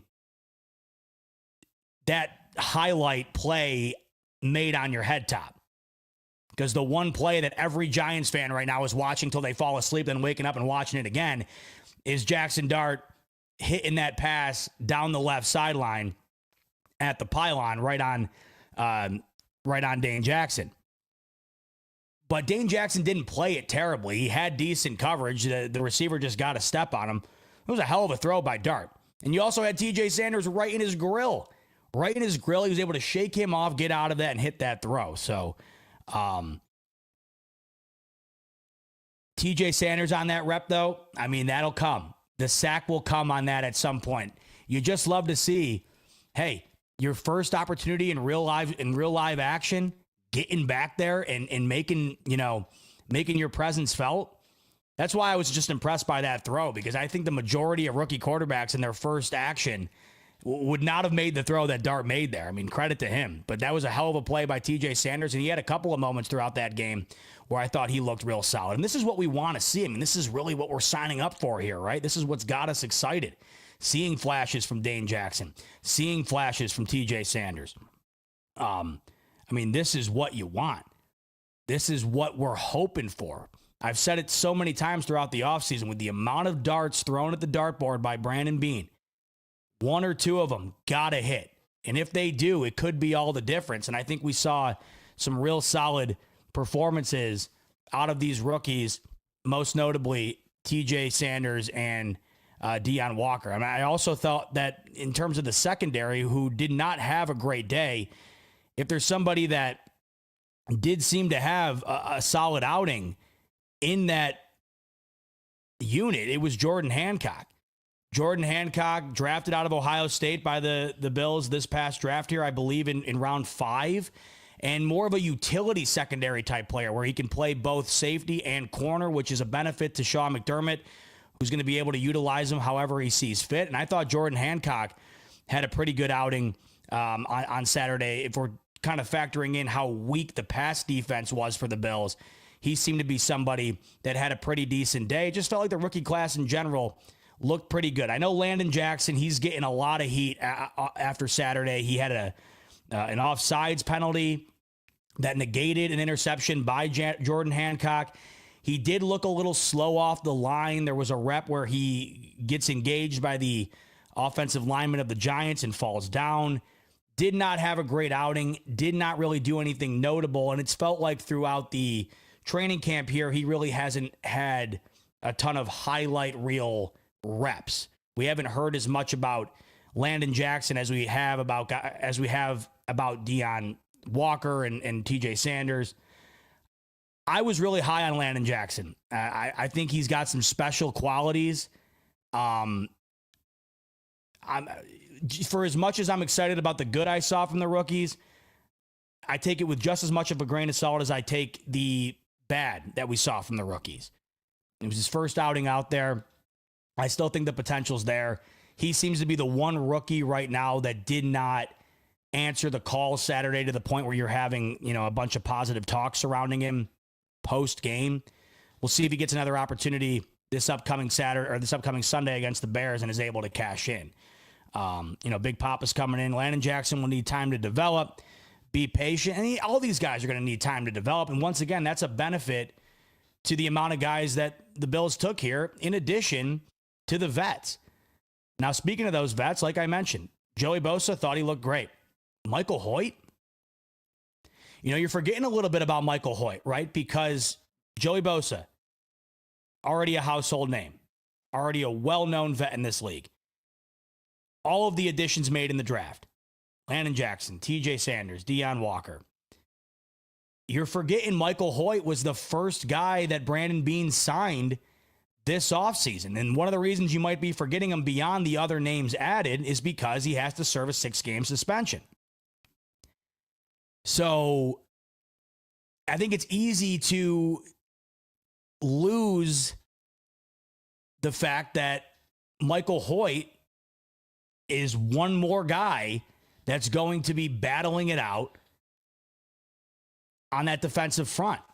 And I thought he looked good Saturday too. I mean, Michael Hoyt looked like an animal out there. 6-game suspension. I know Sean McDermott can't wait to get him out there because when he does, it looks like he is going to be, he is going to be somebody that is going to make his presence felt. Dude, the dude just he's like an animal. Just an overall, he's just got a scary presence when you're watching him. He's just flying around. He's flying around. That's what I love about Sean McDermott defenses. For however much flack they do get, the one thing that you cannot knock Sean McDermott defenses for is playing 100%. Every one of Sean McDermott's defenses feature 11 guys out on the field at once that are going 100 miles an hour. I mean, even Teron Johnson in the opening series, thank God he's fine. I mean, he's running 150 miles an hour at the receiver, lowering his shoulder and nailing the guy. Right then and there, I'm thinking, here we go. Here's another one. Thank God it was just a stinger. But I think Michael Hoyt does Michael Hoyt not seem like a McDermott guy? Just an animal? I'm excited to get him out there. It's going to be into mid-October by the time he's going to have his opportunity. He has to serve that suspension. But looking forward to seeing the presence that he brings to this Bills defense when he does get his opportunity. Did like what I saw from him on Saturday. Now, it's not just the new guys, right? It's, of course, the vets that the Bills are going to be relying upon even more than ever. I mean, it's the vets that are the staple of this defense. There's a few guys on this defense that have been the cornerstone of the defense for some time now.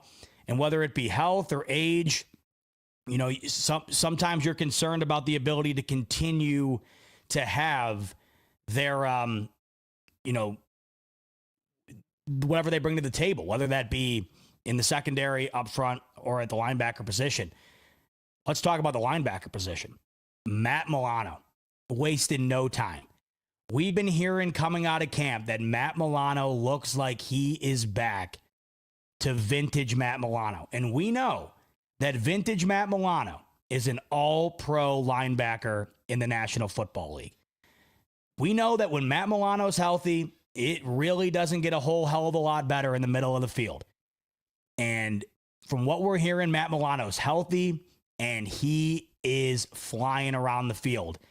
If you didn't hear that out of camp, you saw it on snap 1 of the preseason game Saturday against the Giants. Russell Wilson takes the snap. He looks over to the left side, throws a short pass, and Matt Milano comes from the middle of the field to the left side of the field on a dime and makes an instant sure tackle right at the line of scrimmage. Right on it. What we're hearing about Matt Milano is great. Unfortunately for Matt Milano, similar to that situation of Joey Bosa, it's not a question of his talent. It's not a question of how great of a football player he is. It's a question of his health. It's a question of his availability. No one's ever really questioned a healthy Matt Milano. Never. He's given you no reason to. And Matt Milano seems to be as healthy as you could possibly want. And with that, he seems to be showcasing top-tier football once again. You know how much I love Matt Milano. He's one of my favorite Bills. And I've always been of the mindset that if him and Terrell Bernard are healthy on the field at the same time, my confidence level in the defense is significantly higher than if just one of them are missing. If one of those two guys are missing, I think it's a different defense. In particular, Matt Milano. If Matt Milano is missing on that D, it's just a different defensive feel. Not even, I mean, obviously it's different from a overall playing perspective, but just from a vibe perspective, in aura, just the overall defensive presence, a Bills D with Matt Milano feels so much different and so much more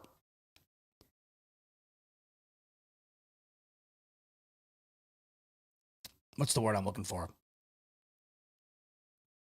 Intimidating. A Matt Milano-led defense feels more intimidating than a defense without him out on the field. You just feel more confident. He is their quarterback. Matt Milano is the defensive quarterback for the Bills. And when he's out there and when he's healthy and when he's playing at a level in which we know he's capable of, that's a guy you have all the confidence in the world can, really be a separator for this defense. Now, when you factor in Terrell Bernard on top of that with him out on the field at the same time, then it's a whole different level of impact. It's a whole different level of intimidation, I think. You have those two out on the field healthy at the same time. It's one of the best linebacker tandems in the NFL. Unfortunately for us, we have seen seldomly those two out on the field at the same time. As of right now, we can expect to see that heading into 2025, heading into,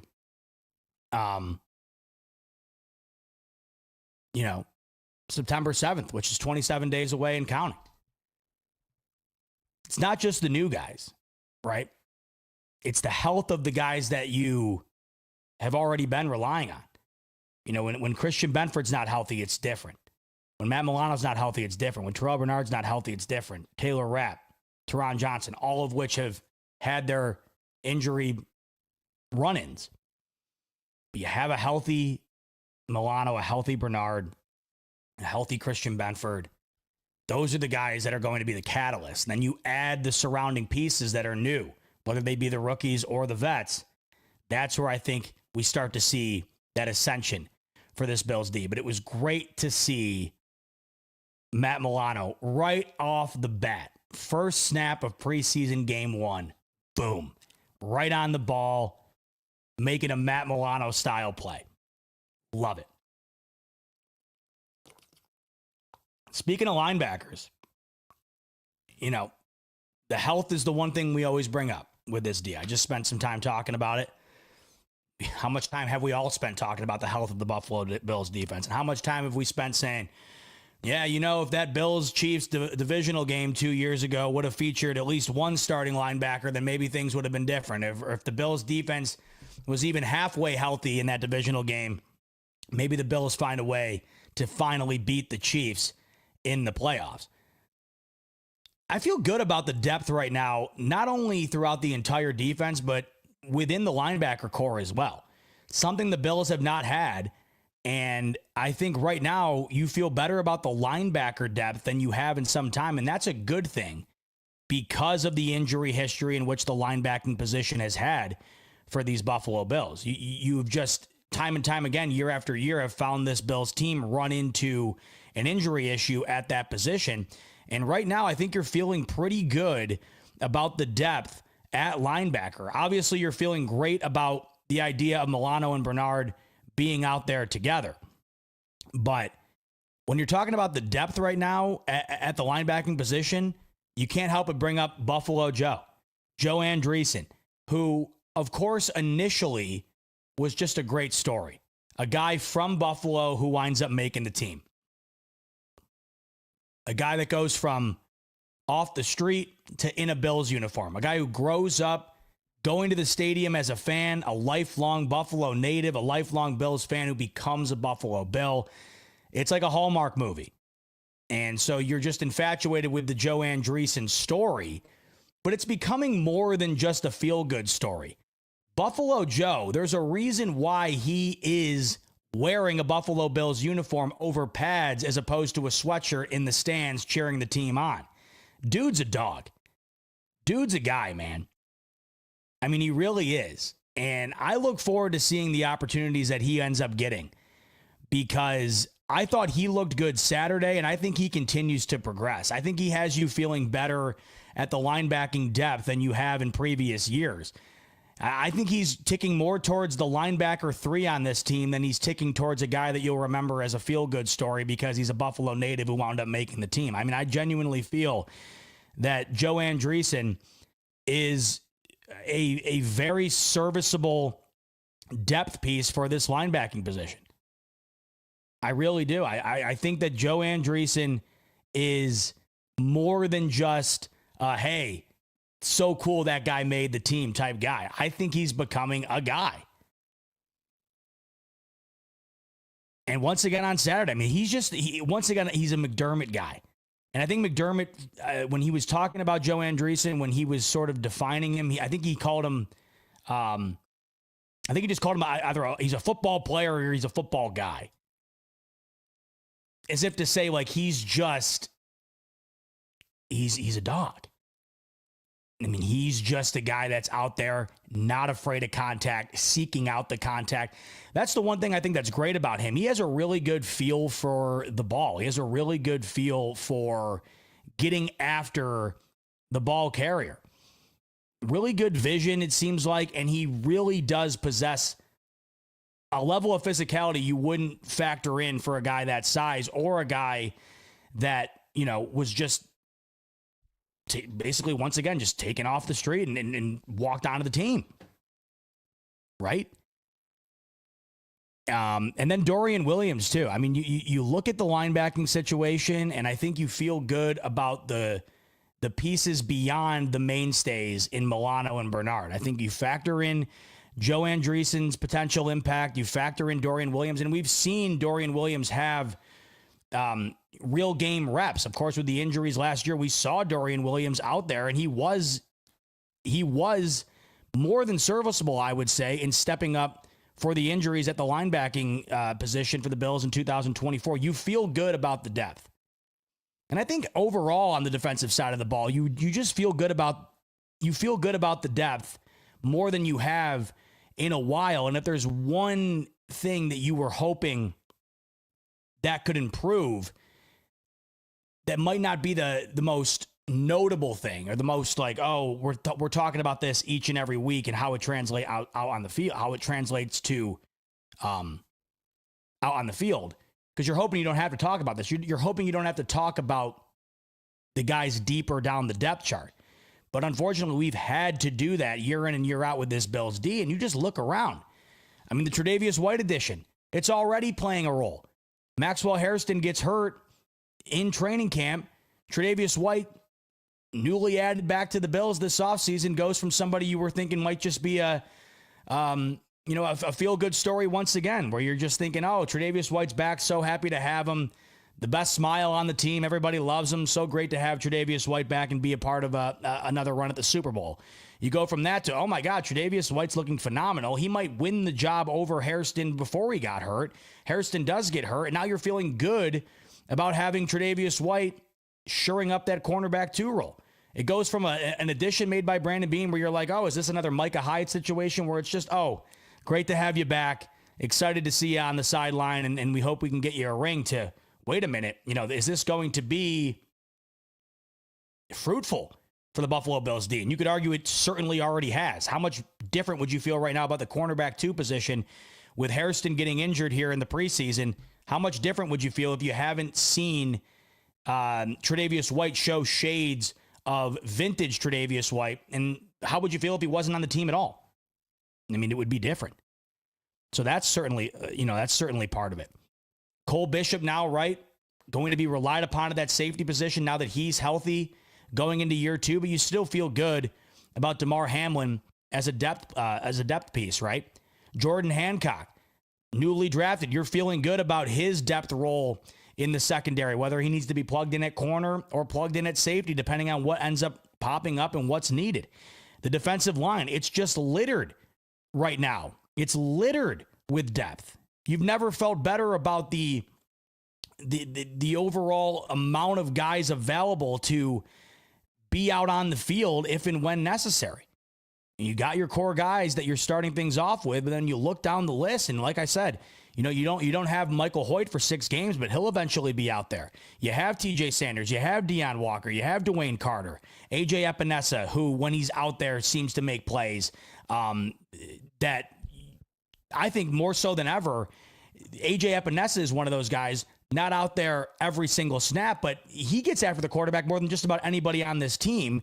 That's one more guy you add into the fold. And then obviously you're relying on Greg Rousseau and Ed Oliver and now Joey Bosa, the veteran who's supposed to be what Von Miller couldn't be. I think you do feel really good about the availability of guys if and when they're going to be needed. And if it's not even an injury situation where they're needed, just an overall usage rate. Not having to play maybe Joey Bosa more than you would like, or not having to have Ed Oliver out there or Greg Rousseau out there more than you'd like, consistently getting tired throughout the game, having guys that can come in and make an impact, give those guys a breather, and just continue to rotate. I mean, I think you just feel good about what you have at your disposal on the defensive side of things as we near closer to the season here. What else popped up from the preseason game set? Oh, yeah, you had Ray Davis. Ray Davis is the next Adam Vinatieri, if you haven't heard. Ray Davis not only showing the right leg skills in which he possesses, and not only showing the ability to kick the ball in training camp, but Sean McDermott trots Ray Davis out on the field during training camp, during the preseason game against the Giants for an extra point, and he makes it. That was awesome. Who the hell knew? I mean, who knew Ray Davis could do that? And clearly he had to have made it known. They're not just auditioning everybody out there, I would imagine, to go out and kick and see who's got something. I mean, Ray Davis, this had to have been part of his bag, and now he's finally getting a chance to show it off. Trots out there in a real game and nails an extra point. I mean, that's awesome. Everybody's been loving that. I just hope we get T-Bass back soon here. I think that when you see Ray Davis head out there, it might be a positive sign for Tyler Bass, just because I think you would probably be trying to get other guys in position to take those reps if T-Bass was looking at missing significant time.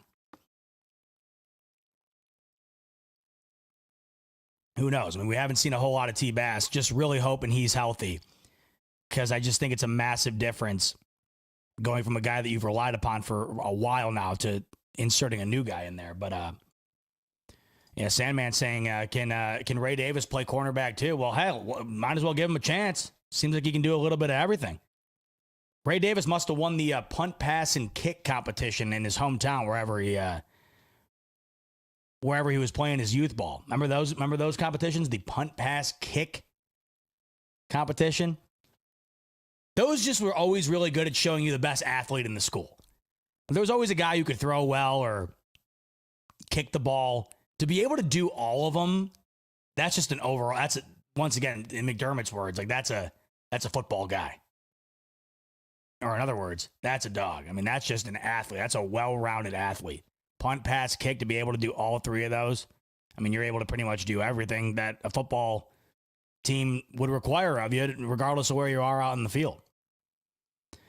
So that was that 34-25, the final in the first and last home preseason game for the Buffalo Bills in 2025, the last ever preseason game at Ralph Wilson Stadium. And that's why it was so packed. I had heard that it was really tough to get a ticket to that preseason game, and it's no secret as to why. That, for a lot of people, was probably the last time they will ever walk in and walk out of Ralph Wilson Stadium. And that's starting to feel real now, right? Every week is going to be one less moment in the stadium until it's, of course, over. And you're seeing the progression of the new stadium, by the way. You saw it on Hard Knocks. You're seeing the pictures of them putting up the outside pillars. But yeah, as we enter in here, I mean, there's going to be a lot of laughs, a lot of finality here. And that was the final preseason game at the Ralph, and I think that that's why there was so many people in attendance. Not that there wouldn't have been regardless, but I would imagine there was a decent amount of people who went out of their way to try to attend that game, knowing that that might be their last opportunity to get in there. So, cool stuff. All right, let's talk about it. Hour 40 in the books. Let's talk about one of the players that the Bills did not feature out on the field on Saturday, and that's because he told Sean McDermott that he was not going to be participating, and that is James Cook. We are now just over a week into the James Cook hold-in. So a week ago on Sunday, James Cook holds in for the first time. He's at practice, but not participating in practice. Then Monday rolls around. Not participating in practice. 2 more practice sessions come and go. James Cook does not participate in practice. Kyren Williams signs his contract. You're wondering if that's going to factor in, maybe make a difference. And is that going to be the, the speed ramp that both Bean and James Cook hit in pursuit of a new contract that ends up getting them over the finish line and they get it done? Well, up until now, that has not been the case. So this is where it gets odd because this whole thing has just been so strange to me. I mean, really, I don't know how you guys feel. It's been very odd to me. I don't quite get a lot of what's happening here. I don't quite understand the entire approach from James Cook in pursuit of this new contract here. To show up to mandatory minicamp, fully participate, tell everybody you're going to be at training camp and fully participate, then show up to training camp, fully participate, and then out of nowhere, unbeknownst to McDermott, unbeknownst to Bean, just stop practicing. You go from practicing throughout the full duration of training camp to all of a sudden you just stop and you don't finish out the final 4 sessions of training camp. Now you go into this preseason game here, and James Cook's fully geared up. James Cook's in his all-white uniform. He's got his helmet on, and he's out on the field warming up. And now prior to us having any knowledge of the situation, you see James Cook warming up, and this is where you're just even more confused. You're like, wait a minute. There's no way James Cook's going to not practice for the entire week and then all of a sudden just go and play in the preseason game. It wouldn't make any sense. Well, he didn't end up playing in the preseason game. So McDermott tells the media that they had a good conversation. Him and James Cook had a good conversation this past Friday, and they agreed that James Cook would warm up. But because of the business situation, James Cook would not be participating in the game. Sean McDermott said he wanted him to participate in the game, but because of the current circumstances, James Cook was not willing to participate in the game. Now, 2 things can be true here. Should he participate, whether he had a contract or not? I mean, you could say no. Josh Allen didn't participate. Ray Davis only got a couple of carries. Ty Johnson only got a couple of carries. Even if James Cook were to have participated, what would he have gotten? 3 carries? Not playing in the preseason game isn't a huge deal. The optics around it, though, are just one more thing that makes it increasingly odd. To participate in the full 2 weeks of practice until all of a sudden you don't, right? To participate in the full duration of training camp without any questions being asked, to all of a sudden just halting and stopping the final week. Then going into the preseason game, fully gearing up and fully warming up and then not participating.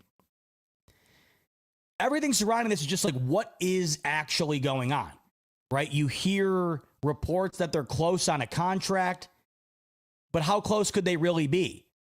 For James Cook to be holding out and for no progress to have been made over a week here, especially factoring in the Kyren Williams contract, how is no progress made if they really are that close? I am personally under the impression that they're not that close. I don't see how you could be that close on a contract and have all of these things happening. Brandon Beane said to WGR that this is the first time in his 9 years as the GM of the Buffalo Bills that a player has missed a practice or practices due to a financial situation. You know Brandon Beane does not love this, and he would much rather this not be the current reality. And you can tell by the demeanor and the overall attitude that Sean McDermott kind of has when talking about this situation. You can tell that Sean McDermott is not loving this. You can tell that this is a situation Sean McDermott wishes was not happening. You know, he even when Sean McDermott spoke on this after the game Saturday, he didn't even wait for reporters to ask. He just addressed it immediately because he knew that the barrage of questions were going to come the second that they started the presser. He tried to get out in front of it. He said they had a good conversation Friday. They agreed that Cook would warm up, but he wasn't going to play. And he really wasn't going to take any more questions after that. I mean, you could tell that reporters were geared up to ask more. There was one more question that got in, and Sean McDermott pretty much shot it down and said that nothing's really changed. The situation has not changed. And McDermott kind of shifted gears and said he wanted to talk about the team. He wanted to talk about the game. He thought that was the fair thing to do, as opposed to continuing to talk about the James Cook contract situation. There's an article that came out today. I'm not sure if you saw it, but I found this interesting. I'm a huge fan of Mike Florio and Pro Football Talk. I think Mike Florio is one of the last available true journalists in the sport. In an era in which I think true journalism is almost non-existent, Mike Florio is still one of the last genuine national journalists. And I'm not trying to say that there aren't great journalists still out there, but Mike Florio to me is one of the few remaining people that really bring the stories that don't have a whole lot of light surrounding them to the front stage. Most notably recently, Mike Florio was able to uncover this massive scandal within the NFLPA and the NFL itself. This whole crazy sort of controversy surrounding how the NFL owners are approaching paying quarterbacks and how they're approaching fully guaranteed contracts, how they're interacting with the NFLPA. I just think Mike Florio is still one of the best journalists available today for the NFL in terms of getting the stories that aren't covered often their fair shake, getting them out to the masses. So the reason I bring him up and I bring Pro Football Talk up is Mike Florio released an article today. And by the way, listen, I see what do I got? Weston's coming in here. Mike Florio also makes stuff. Listen, I don't think Mike Florio, I've watched PFT every day. I've been watching PFT every day for years. So I got a good grasp on Florio. I mean, he loves to be the, I don't want to say, well, Phil Simms refers to him as Dr. Doom. He refers to him as Dr. Doom because he's usually always looking at everything through a negative lens. But sometimes it's what you have to do. I'm not saying you got to live your life with a pessimistic attitude surrounding everything, but usually great journalists are always looking at things through a different microscope than the public. They're looking at things with scrutiny because that's how you end up finding things out. It's how you end up uncovering stories that would otherwise have not have been uncovered. He's always looking at things awfully critically. And I know that because of that, there's a lot of hate that gets sent his way, but this is why I respect him and I got a lot of love for him, because usually when you're breaking stories that garner a lot of hate, it's because you're breaking stories that people just would rather not hear. It oftentimes has to do with maybe your fan base not looking all that great, your organization not looking all that great based on the story or what's happening, the semantics around what's going on within the organization, what have you, whatever. Anyway, so the reason I bring up Florio and PFT is Florio released an article through Pro Football Talk on Monday morning entitled Bills James Cook Need to Get Deal Done ASAFP. Now, the article basically goes through and says that if the Bills really care about winning a Super Bowl, they would get this deal done. And it felt like he was calling out the Bills organization. it felt as though he was sort of questioning the approach here by Brandon Beane and the Bills org in not paying James Cook. And the overall vibe that I got from reading this article was that Brandon Beane and the Bills should just cave in and pay James Cook whatever he's asking. And I just don't quite understand the angle of this article. If that's the case, then you could take this approach with any contract. Should every organization just pay any player any amount of money that he wants at any given time, every given year? That's not how it works. The vibe that I got, it makes it seem as though Brandon Beane's willing to toy around with James Cook and not give him his fair due, and I'm not buying that for a second. I don't think that that's the case.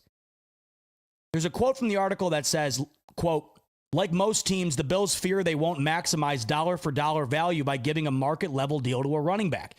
They'd rather pay him $5.2 million this year, apply the franchise tag next year, and then make a decision in 2027 after he has absorbed 5 seasons of NFL wear and tear," end quote. For starters, that's not a Bills issue exclusively. There's a reason why these contracts are in place. The benefit to doing well in the draft is that you have good players that are cheap. This is how good teams remain good, and this is how bad teams get good. They get good players in the draft, don't have to pay them max money for 4 or 5 years, and can pay the other great players, the veteran players on their team, the money that they've earned over the duration of their career, and this is how you get to the point where you're competing at the highest level. I mean, it's like if Jaden Daniels coming off of his rookie year, I mean, I think there's plenty of organizations right now off of 1 year that if it came down to it, they would pay Jaden Daniels $60 million a year starting this year if they had to. But luckily for the Commanders, Jaden Daniels is going into his 2nd year, and they're able to spend. The Washington Commanders went into this past offseason with, I believe, the most amount of cap money available at their disposal to spend, and that is with a top 10 quarterback and a quarterback that brought that team to an NFC championship in his rookie season. These teams are able to sustain their success and find newfound success, doing well in the draft, and having the financial benefit of not having to devote the bulk share of their cap at the younger players that they're building around. So he mentions franchise tag. We've heard no word of a franchise tag this upcoming season or for next year. We've heard no word of that. It's insinuating that the Bills don't want to pay him this year and they don't want to pay him next year. Well, these two things can't be true. We're hearing two conflicting things here. We're hearing that the Bills seem to have no desire to want to pay James Cook, not only this year, but next year.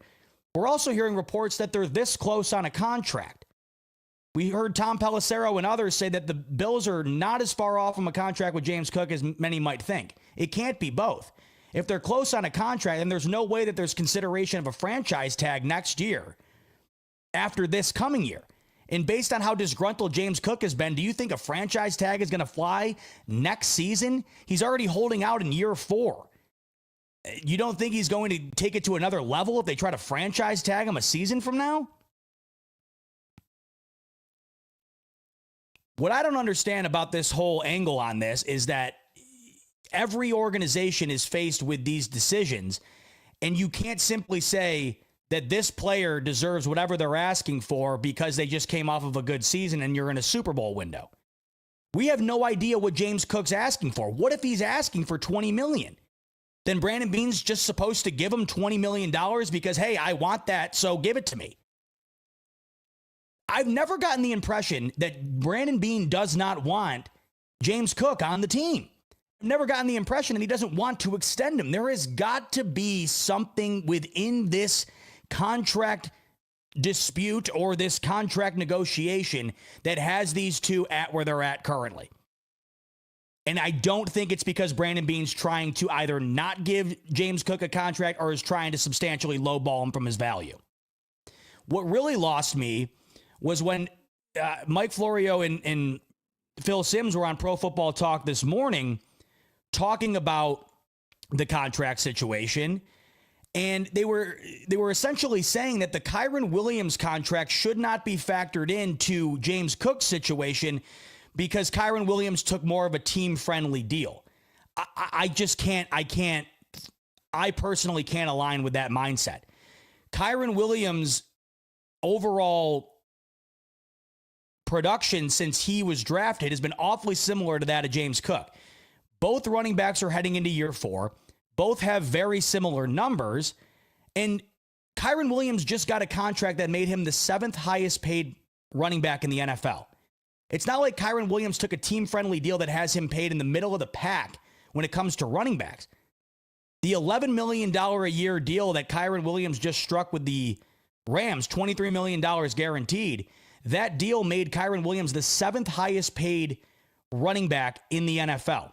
Now, was it team-friendly as opposed to what Christian McCaffrey and Derrick Henry and Saquon Barkley signed for? Sure. But is Kyren Williams, Saquon Barkley, CMC, and Derrick Henry? No. And I think that this is a very similar situation to James Cook. Those 3 running backs are Hall of Famers. Kyren Williams is not a Hall of Famer heading into year 4, nor is James Cook. And to think that paying a running back an amount of money that makes him the 7th highest paid running back in the league is an insult to their value, or is an insult in terms of money compared to production, I'm not buying it. Why is James Cook's value so much? Why is it considered to be, through this lens, substantially larger than that of Kyren Williams when it hasn't been that way on the field?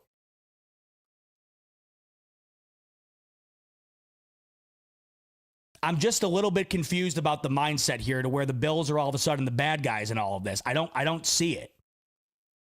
If this was year 5 and James Cook was coming off of another 1,000-yard year and whatever else, it would be different. You're going into a year where you got to sign him. If this is year 5 and they were dangling the franchise tag, which the Bills never use. So the idea that the Bills are going to use the franchise tag on James Cook doesn't make sense to me because they never use the franchise tag. I don't think the Bills have used the franchise tag. How long has it been? Nearly a decade since the Bills have used the franchise tag?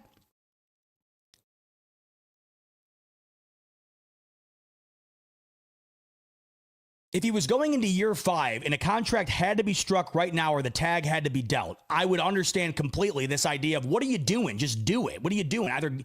Either trade him or sign him. It's year 5. What's going on? But it's year 4.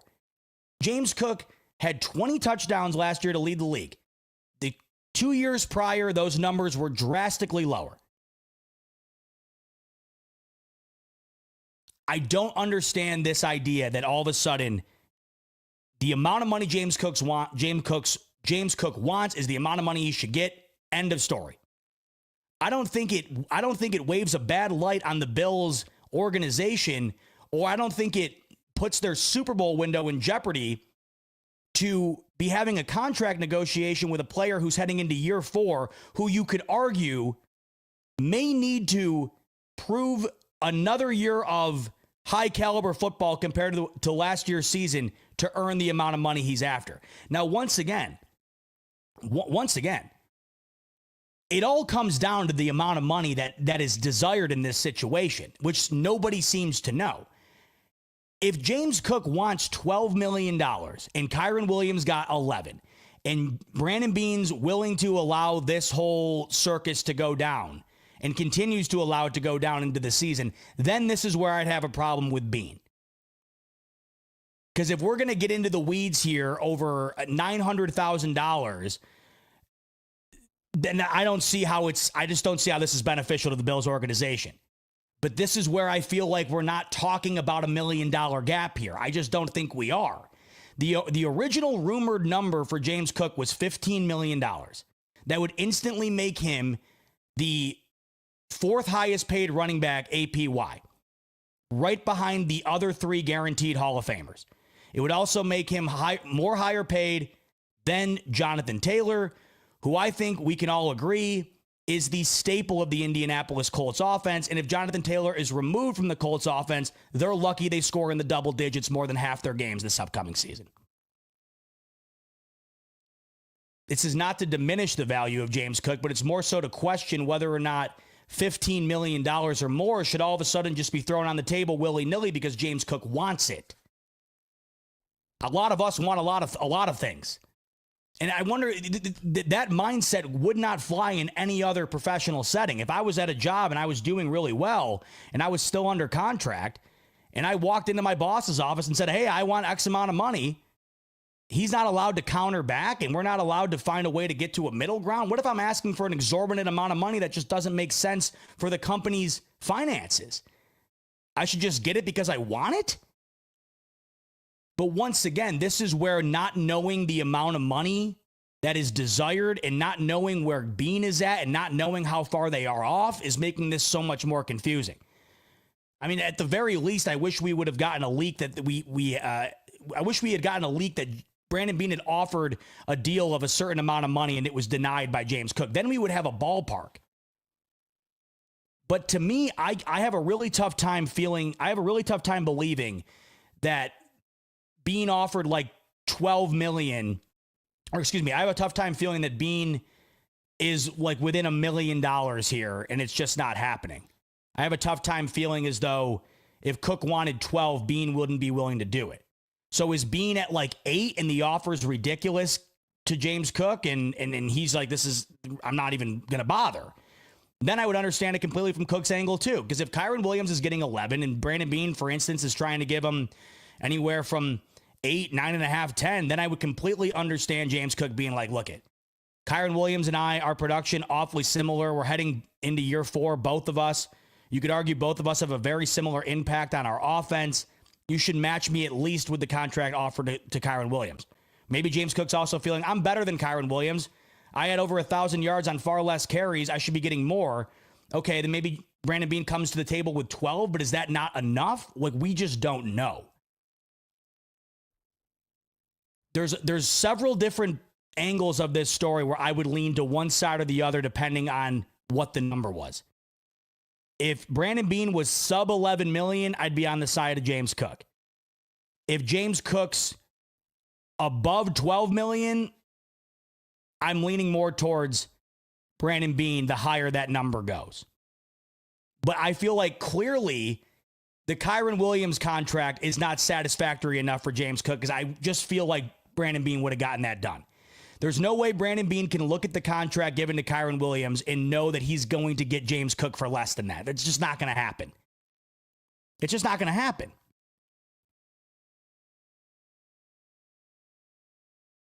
But I also don't understand that James Cook sees, like, I also wouldn't understand if James Cook were to see Saquon Barkley get $20 million. I don't understand how he can't see that that's not going to happen either.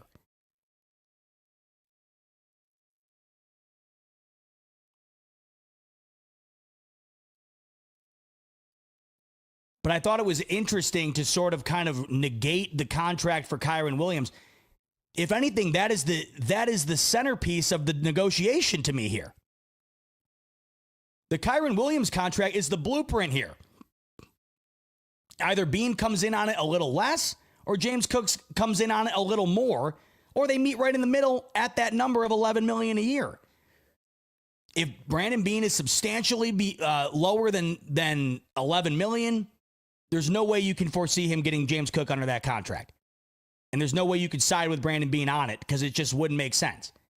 If James Cook's at 15, I think the same could be said about James Cook. How can you justify $15 million when the production to Kyren Williams is awfully similar and that contract was just inked less than a week ago? I mean, how far off are they?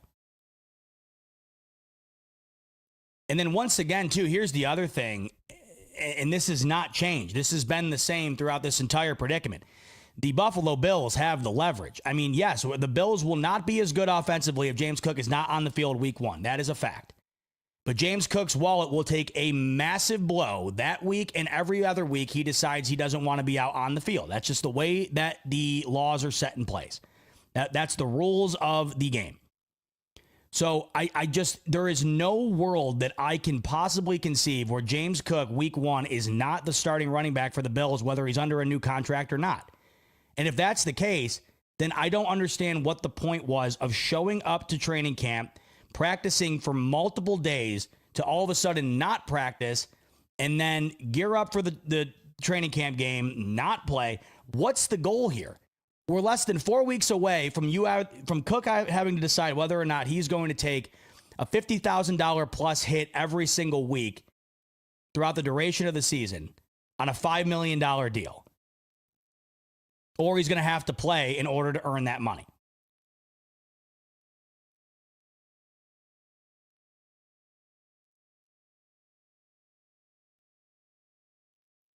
Taking a look at some chats.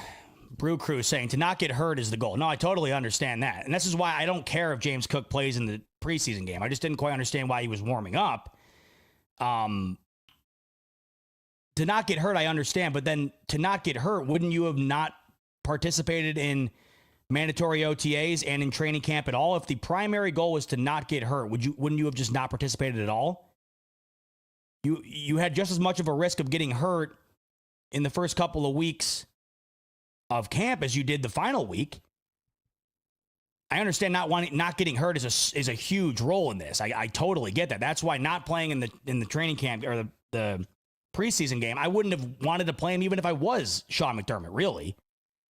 But I think that it's conflicting there. If the primary goal was to not get hurt, then we wouldn't have seen him participate in training camp at all. Get off my lawn saying it's about the principle. I mean, I don't know what the principle is. This is year 4. And once again, what is the principle? Because if the principle is $15 million, then I don't know. Then the principle is just, I don't even think you can call that a principle. What is the principle? But then again, this all comes down to what is the deal on the table? What's the deal? I would 100% agree with you, get off my lawn, if James Cook was standing on a principle of I should get at least as much as Kyren Williams and Brandon Beane's offering him $9 million, yeah, then I get it then. It's about the principle. I'm not taking less than that. But if the principle is $15 million, and then I just can't get behind it. I don't get it.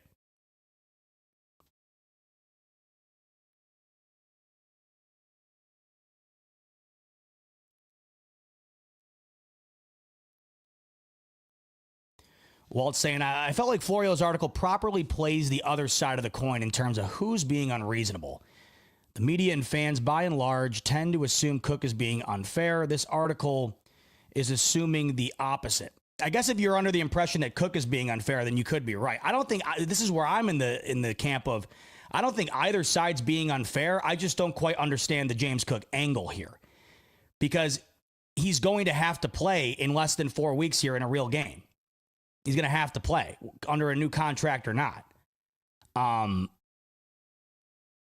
don't think Cook. This is where once again it just gets so crazy to me. It's either fair or unfair depending on what's on the table. We're arguing about something that we have no clue. If all we knew was the amount of money offered at some point, or if all we knew was the exact amount of money it would take to get James Cook under contract, then we can make a determination as to whether or not Beane's being fair or unfair, and whether or not Cook is being fair or unfair.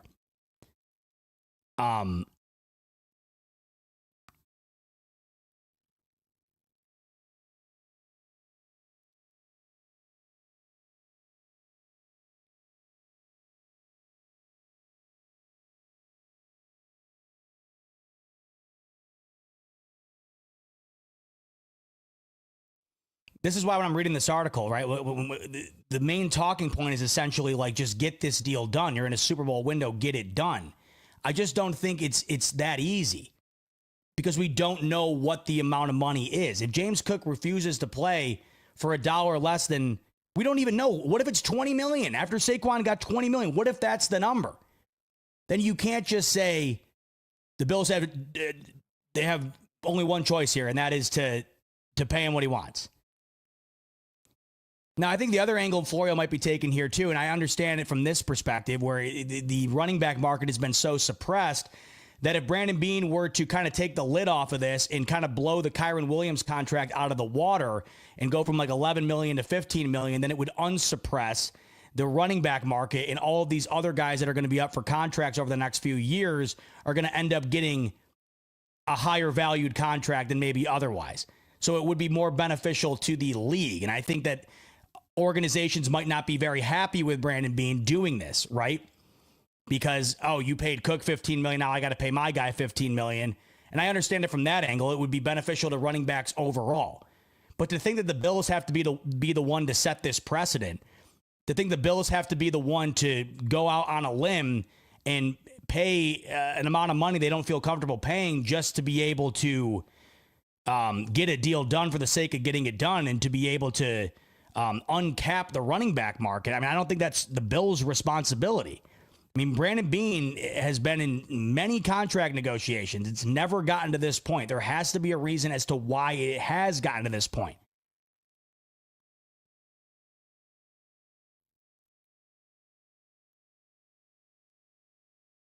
I mean, I don't know how you guys feel, but to me, the Kyren Williams situation, I just feel like does it not feel fair to both sides? If I'm Beane, I'm willing to go a little bit more than Kyren Williams. I am.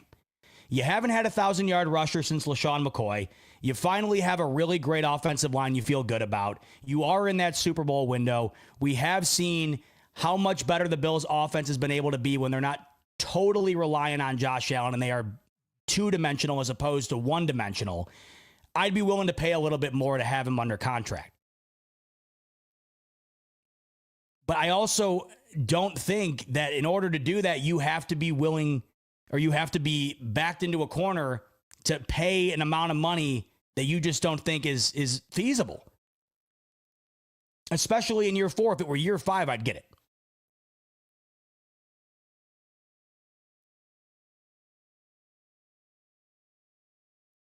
Now, Walt's making a good point. This is once again what it all comes back to. You know, when I read the Florio article, I assumed he was operating under the reports of them being closer than most think. And now, if that's the case, then I think it does make a bit more sense. If Beane is dancing, and I had said this, by the way, I'd already said this. If Beane is dancing around a very marginal difference here between where Cook's at and where Beane's at, if he's dancing around a really short amount of money here and allowing it to go the distance like this, then I'm leaning, I'm just like, then I'm like, get it done. Like I said, if Kyren Williams at 11 and Cook's willing to take 12, get it done. But my mindset changes if Kyron's at 11 and the amount of money demanded or I'm not showing up is 15.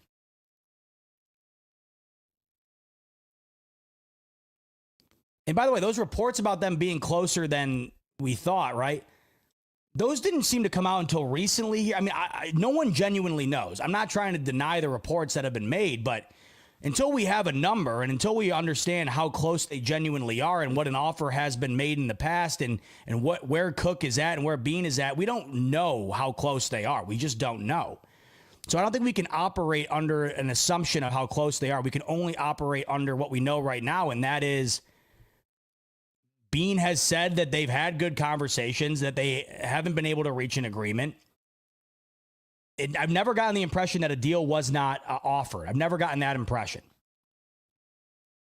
And, you know, we also know that Cook was willing to show up. So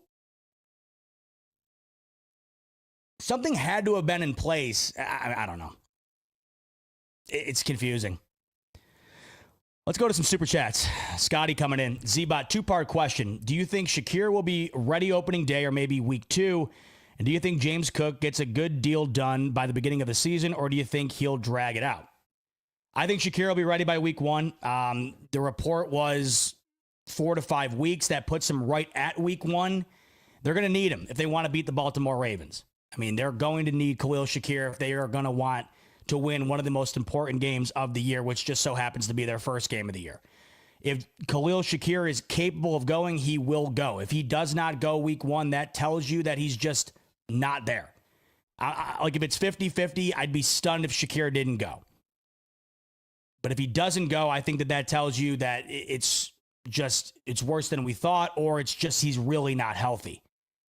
If he's on the fringe, I don't see how he doesn't go.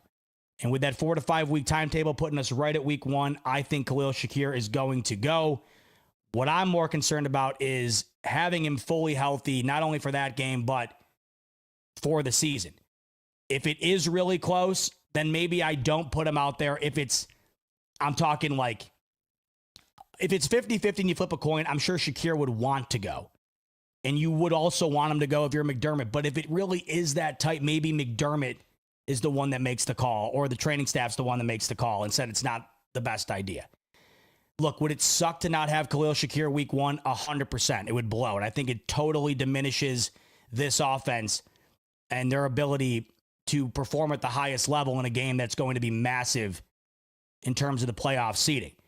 But what would be far more detrimental would be to put him out there, have him get hurt again instantaneously, and then not have him for the season. So if it really comes down to it being that close, wouldn't do it. But I think we'll see him out there. Your second part of the question, do I think James Cook gets a deal done? I don't know. My mindset on this changes what feels like every day. I don't know. The whole thing is so odd to me. I really don't know.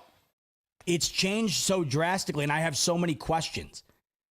And the questions that I have, if answered, and the funny thing is we won't get an answer to these questions until a contract is either made or not made. But I don't think you can confidently say, I think James Cook's going to get a deal done before the season without knowing how close they really are on this deal, the number James Cook wants, the number offered by Bean. I just don't think there's any way to know. If James Cook is willing to take a Kyren Williams style deal, then I think Brandon Bean would be ill-minded to not strike that deal now. I don't see what the point of holding that onto that would be. You're never going to get Cook for less than that, and he's earned the amount that contract's valued at. But that's, once again, to me, why I'm inferring that deal is not going to be what gets it done. Because I don't think Brandon Bean is... I just don't think that he is of the mindset that he's capable of getting James Cook for less than Kyren Williams. So there's no reason for Bean not to offer that deal. But what is it that James Cook wants, and what is it going to take? And then that's where you have to question whether or not Bean's willing to do it. And I think up until this point, I think we can infer that whatever that number is, Bean isn't willing to do it because the contract hasn't been made and James Cook's not out on the field. Richie Fresh coming in. My thing is we don't seem to respect, per se, the preseason. We saw last year, it took a while to wake up for the Cardinals. Can't do that against the Ravens. I don't know. Yeah, no, I hear you. I mean, that's why I think you're seeing Joe Burrow and the Cincinnati Bengals starters take reps in preseason this past weekend. Saw a crazy stat. The Cincinnati Bengals under Joe Burrow have only ever won one of their first two games of the season in Joe Burrow's entire career. So if you take Joe Burrow's entire career, the first two games of each one of the seasons he's played, they've only ever won one of those games. And obviously last year, the Bengals come into the season, another top AFC team with Super Bowl aspirations, lose to the Patriots week 1, lose week 2. And by the time they were able to get things going towards the end of the year, it was too late and they couldn't make the playoffs. That's why you're seeing them out there. I mean, you also saw Mahomes out there over the weekend, too. You're not going to see me hitting the table saying you got to get Josh Allen reps. I mean, you don't. But I get what you're saying. There's risk reward with all of it. But by about halftime of that Cardinals game, they found their footing, didn't they? I mean, they definitely did. But I don't think 5 or 6 snaps for Josh Allen in the regular season is going to make all that much of a difference. But hey, you still did see a lot of starters out. You saw the majority of the starters out there on Saturday. So it's not like they don't value it. They're certainly getting guys out there and getting them ready. I think they just know with 17, not only do you not need to do it, it's far riskier to do it than to get them out there for a few reps. I wouldn't hate to see him out there on Sunday night coming up here if they wanted to have him toss the ball around a little bit. I wouldn't argue against it, but I also wouldn't argue for it either. Richie Fresh saying, no matter the players, third down was abysmal. Yeah, third down, that's going to be one of those areas this year that we're going to be honed in on, right? That could ultimately be a big difference maker for this Bills defense. It was a struggle point for the Bills defense last season. And as I keep mentioning, the Bills trying to narrow that gap. I think a 10% increase across the defense is what gets it done. Stepping up on third down goes a long way towards allowing this team to get to a place of confidence on the defensive side of the ball. Richie, you're on fire tonight, saying McDermott's bread and butter is allegedly D. He went above and beyond in this draft, so there's no excuse. It gets dicey. If it gets dicey, do you think McDermott takes over play calling? I don't know. I like Babbage a lot. I like his energy, and I think that he's done a good job. And I think that Sean McDermott, and of course being a defensive-minded head coach, I don't think he would allow Bobby Babich to take the reins if he didn't have the utmost confidence in him. Now, if things go off the rails to the point in which they did with Ken Dorsey, then yeah, I mean, obviously it would have to get, I think it would have to get pretty noticeably bad for McDermott to have to bump Babich out and take over. I don't foresee it. Just because I think the Bills would be in a really bad spot if it got to that. If they got to the point where McDermott had to step in and take over, that's not a spot we're going to want to be as a fan. So I think this defense has gotten better. I think they're going to be better. So because of that, I just don't see that happening. If it does happen, not a good sign. One more from Richie. Not to crap on Bean, but they have to be close. If the number is 12 to 13, just pay him. Seems like an ego game at this point, which is bonkers. If the number is 15 or over, Bean needs to trade him, in my opinion.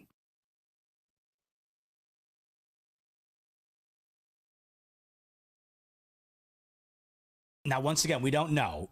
I think if you are a general manager of a football team, if you are jeopardizing the best possible team that you could put on a football field this upcoming season, if you are jeopardizing how good that team can be over an ego dispute, you have no business being a GM. I don't think Brandon Bean has given us any reason to believe that he is trying to protect his ego in this deal.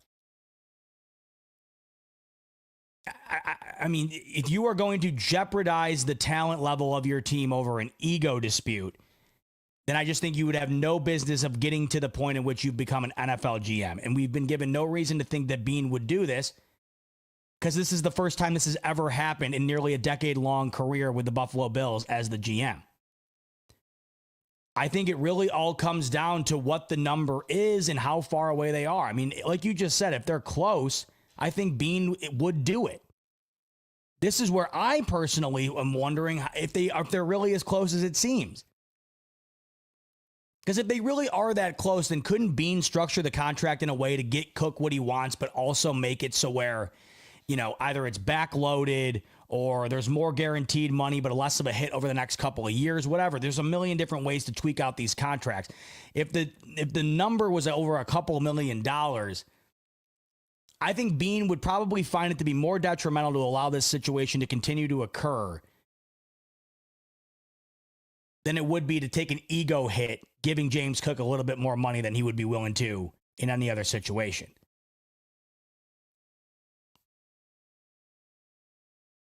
I mean, you're a GM, this happens. Like sometimes you have to overpay a little bit, and we've seen it happen to even the best GMs. Like it just happens.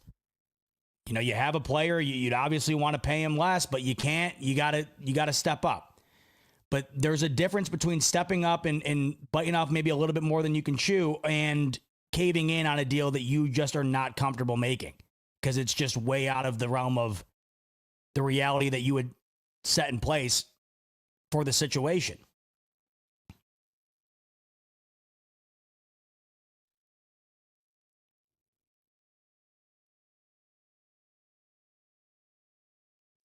I mean, no matter what side of the fence you're on here, and by the way, like to me, you guys know where I'm at on this. I really haven't leaned one side. I'm more just curious. I've never ripped on Bean for this situation, and I've never really ripped on Cook for this situation. I'm confused about the approach from Cook, that's for sure. I'll be less confused if he holds out for games, but then it would open up even more questions if he holds out during the games, and I'd be confused as to how he's willing to allow a $5 million contract to evaporate week in and week out. But where I'm mostly confused is the willingness to show up for the mandatory programs just to then stop participating in those programs, knowing that you're going to have to be right back out on the field for games in less than 4 weeks, with or without a new deal. It seemed like you were bought into the situation and what it entailed, and you were just ready to go, and then all of a sudden you're not. And so then it just opens up so many questions to me, and I've listed most of them out to you. I just have so many questions because there's just so much unknown here. And even if we were to get an answer to just one question, I think it will allow us to determine which side we were genuinely on. Even if we just had one question answered, whether that was the amount of money James Cook wants, the amount of money Brandon Beane has offered him in the past, the amount of money in which Brandon Beane is not willing to go over, anything.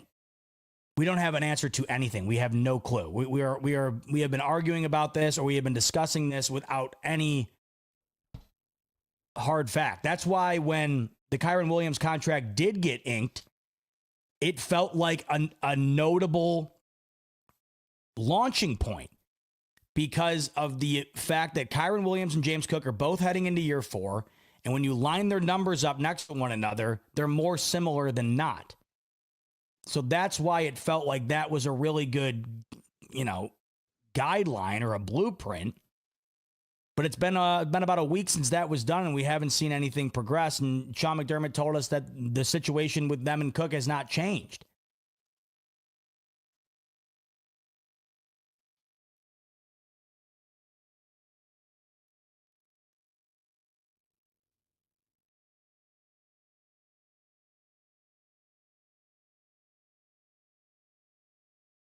And once again, like back to the PFT article, like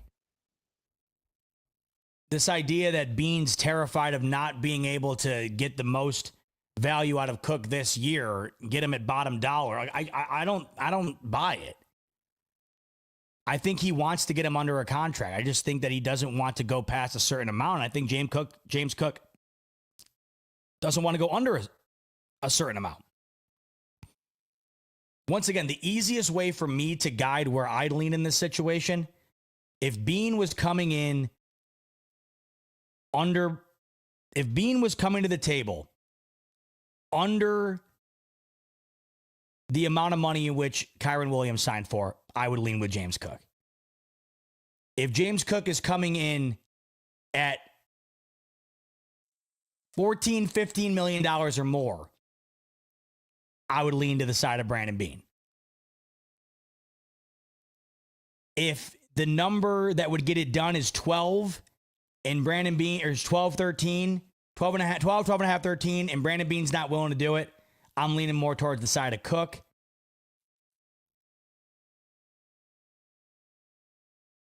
But then again, though, it goes both ways. Say James Cook wants 12. Hypothetically, say James Cook wants 12. Brandon Beane wants 11. Getting on Brandon Beane for not getting it done over $1 million.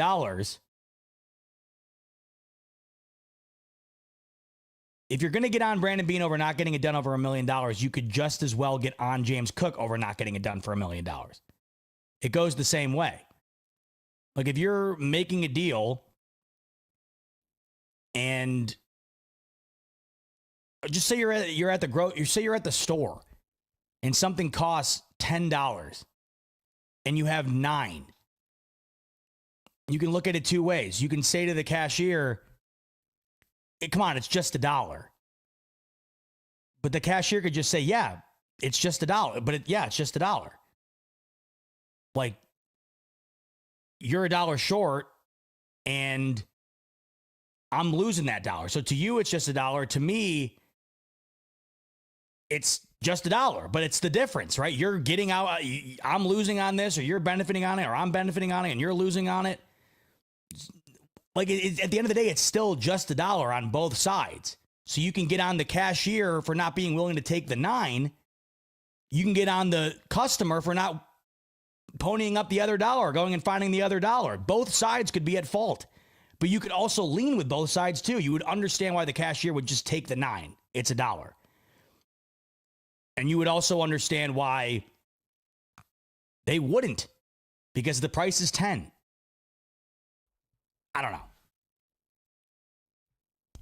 You can lean both ways. Like, you could understand why Cook wouldn't want to settle for $1 million short. You could understand why Brandon Beane wouldn't want to come up another million, come up $1 million.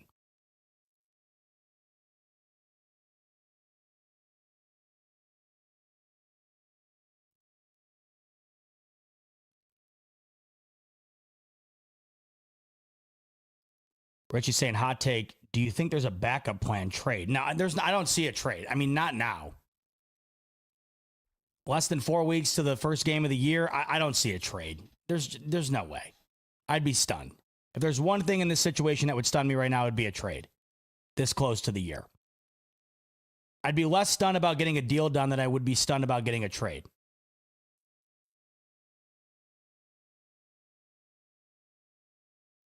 You know, Debbie's saying, I think you were looking at a difference of $3 to $4 million. And this is where my mind kind of goes. I do think, you know, back to that cashier analogy. Like if I am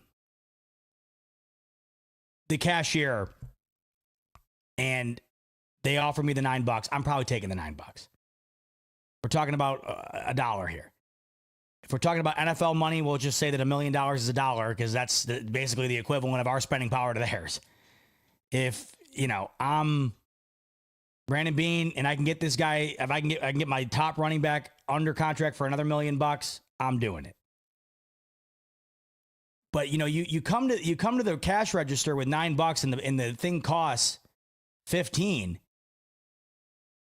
If I'm trying to buy something that's $10 and I only have 9, I might be a little frustrated with the cashier not being willing to take the 9. Hey man, I'm a dollar short. But in no way would I feel like I'm, you know, not getting helped out here if I go to the cashier with $9 and the thing costs 15 and they're not willing to help me out. If I'm the cashier and the thing costs $10 and the guy's got the 9, you're like, all right, whatever, it's $1. Fine. But if it's $15 and they got 9, dude, come on. Sorry, like we're not close on this. You only have $9. This is where my mind is at. If it was really that close, wouldn't somebody just finally be like, all right, whatever, I'll take $1 million less. Or Brandon Beane like, whatever, I got to pay $1 million more. When you start to get to thinking about it, doesn't it feel more like we're a couple of bucks off here?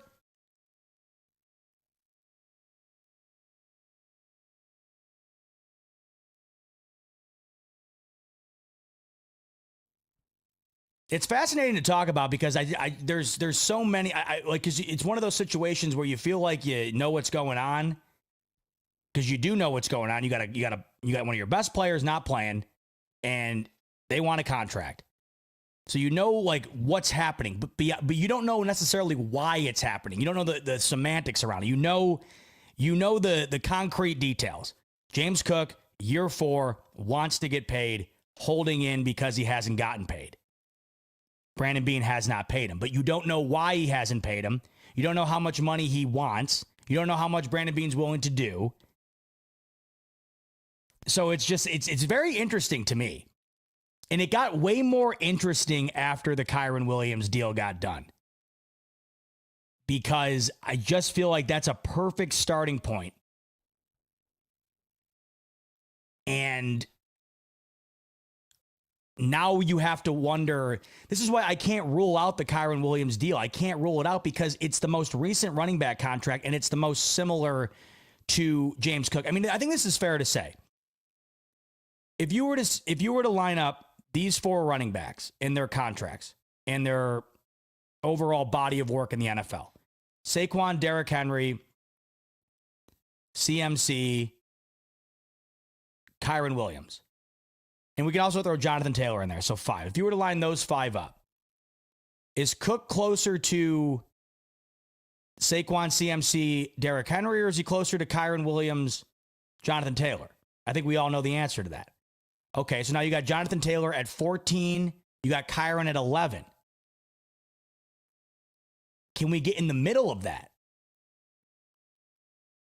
And then if we can get into the middle of that, that's where I wonder if Cook is willing to get into the middle of that, but Beane isn't. Then that's where I would lean towards Cook. But if Cook is leaning more towards those other names, this is where I lean towards Beane. I originally felt like $12 million was going to be the max. At this point in time, give Cook credit. You know, he held in. No one was expecting it. And the Bills do need him in order for them to be the best possible version of themselves. 13. Do it. But you start to get beyond that, and you can understand why Brandon Beane hasn't rushed to the the printing machine to print off the contract. Every good deal, the sign of a good deal is that both parties that signed the deal both feel like they did not get a great deal. That's usually the sign of a really great deal, when both parties involved in the deal didn't feel like they made out like a bandit. And doesn't it feel like that would be the middle of the Kyren and Jonathan Taylor contract? Because if James Cook signed for $15 million, or James Cook signed for $14 million plus, then James Cook's the one who made out like a bandit. He just became a top 4 paid running back.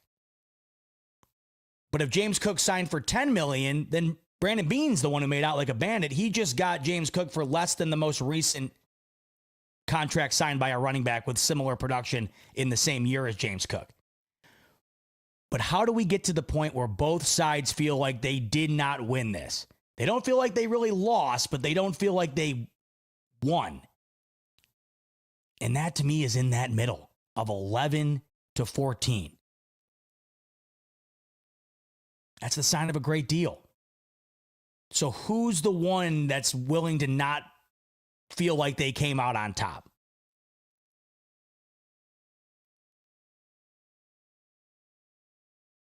And, Mr. Me's saying, I'd prefer $12 million a year. 13 is the highest I'd accept paying him. Anything higher, and, he's on one. I think this is how a lot of people feel. I think a lot of people are on the maxed out number of 12. But you see Kyren get that deal, and you understand, all right, James Cook's next up. The Rams got it done sooner. The nature of the business is that whoever gets it done sooner usually gets the better deal, and then you're the next guy up, and you're going to get more than the previous one. It's how it usually goes. So I think that 12 number, I think the majority of the fan base would be like, 13, it's more than I was willing to do, but it's over. You get beyond that, and I think that's where you'd have some. You're going to have people frustrated if it gets to 13. I think you're going to have a lot of people frustrated if it gets beyond that.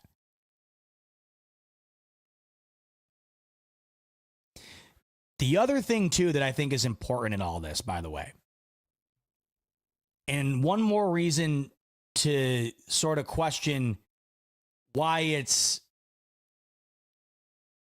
sort of back to the PFT article, one more reason to question why the Bills are the bad guy in this situation for not just getting a deal done. How many teams out there right now, not named the Buffalo Bills, would be willing to sign James Cook to whatever amount of money it is that he's asking for? Does that market exist? The best way to interpret the market, once again, this is why the Kyren Williams deal to me was substantial. It's the most recent example of the running back market that we have. And when you also factor in the body of work, which is far more similar to James Cook's than that of Saquon Barkley and Derrick Henry, obviously, we just got the most perfect example of the market. So how many teams out there are going to be willing to do what Brandon Beane right now currently isn't willing to do? What's that list look like? This is why when I've heard the idea of letting him go seek a trade, why not? The Bills don't have to trade him. Just because you let him go and seek a trade doesn't mean you're going to make the trade. If anything, it's probably a benefit to Buffalo, because I think James Cook goes out there and realizes pretty quickly, oh, there's just not 4 or 5 teams lined up willing to get into a bidding war over a contract on my extension that's worth $14 million or more. I don't know if that really exists. Only one way to find out, it would be to go and seek the trade. But it's just one more reason to me why I don't understand why it's all on the Bills here. Why they're the bad guy in this whole thing for not rushing to get this deal done. I'm not sure there's any other franchise in the league that'd be rushing to get this deal done.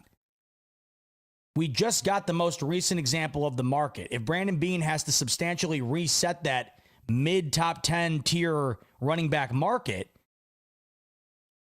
why Why is he the bad guy if he doesn't want to do that? And are there other teams that want to do that? I don't know.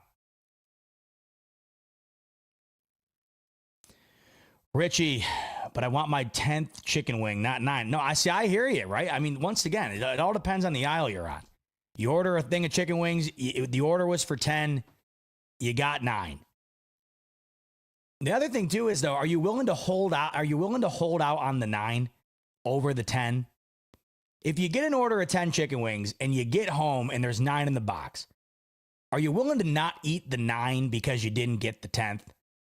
Or are you saying, I wanted 10, I should get 10, but these 9 are going to be pretty good. This is where if we're within a million here, someone's got to blink. Someone's got to be willing to say, fine. Whether it's Bean or Cook, I could care. I could really care. Someone's got to be willing to just say, fine. You get $1 million more or I get $1 million less. But when we get into, you get the chicken wings home and you ordered 15 of them and there's 9 in there, yeah, you're calling the place up.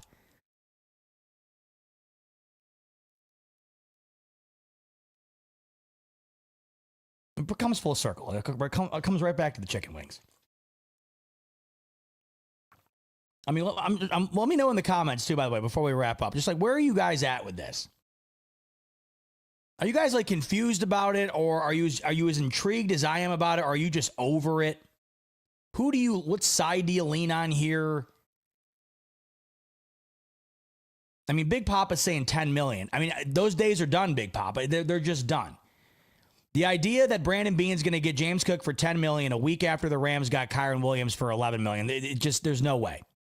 There's no way. And I don't think that you can plausibly defend Brandon Beane's stance on that, because it doesn't make sense. What has James Cook done to deserve less money than Kyren Williams?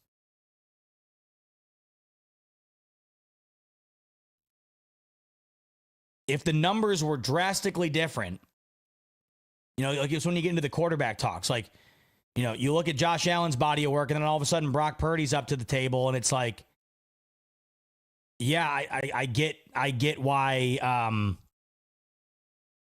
I have to take less than Josh Allen, right? But when you're looking at the similarities between Kyren and James Cook here, they're far too similar for James Cook to come in under that dollar amount of Kyren. Too similar. I am tired saying 12 million. And I think that, once again, I think 12 million, everyone wins here. It's a little more than James Cook. It's a little more than Brandon Beane probably wants to spend. It's a little less than James Cook probably wants. But then again, it's still more than the most recent contract given out to a very similar running back. Now, do I think James Cook's better than Kyren Williams? Yes. But once again, we're getting into the tiers here. We're getting into the tiers of running back contracts. And I think that James Cook is closer to the Kyren Williams tier than I do think he is to that Hall of Fame tier. This is why I think 12 million is a great number, because you're still getting paid more than Kyren Williams. And maybe Brandon Beane throws him in another bone too and makes it gives him more guaranteed money. Kyren Williams got 23. So we got 23 on a $33 million deal, $11 million a year annually. What if, Brandon Beane, you do $36 million, $12 million a year, and you do $28 million guaranteed. It's a better contract than Kyren Williams got, both annually and guaranteed.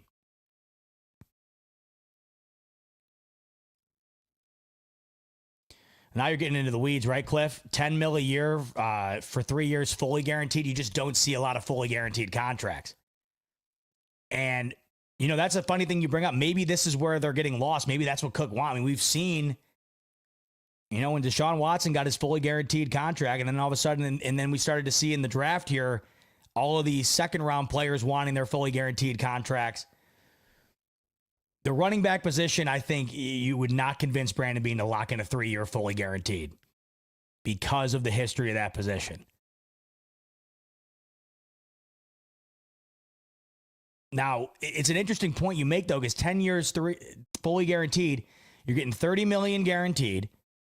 So it's less money annually than Kyren Williams. It's less money total than Kyren Williams, but it's more guaranteed money. So at the end of the contract, you very well could end up making more than Kyren, despite it not looking like that at the beginning. But I could not foresee a fully guaranteed contract in any capacity. By the way, Big Papa, welcome to the squad. New member. As I've told you throughout the offseason here, we got some plans in the works starting up in the regular season for the memberships that are going to be a lot of fun. So, Big Papa, you just joined. Everyone who's already a member is going to be locked in.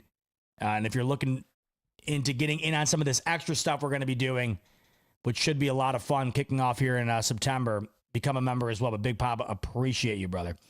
Cameron Hayes, 15 mil a year, 15 mil.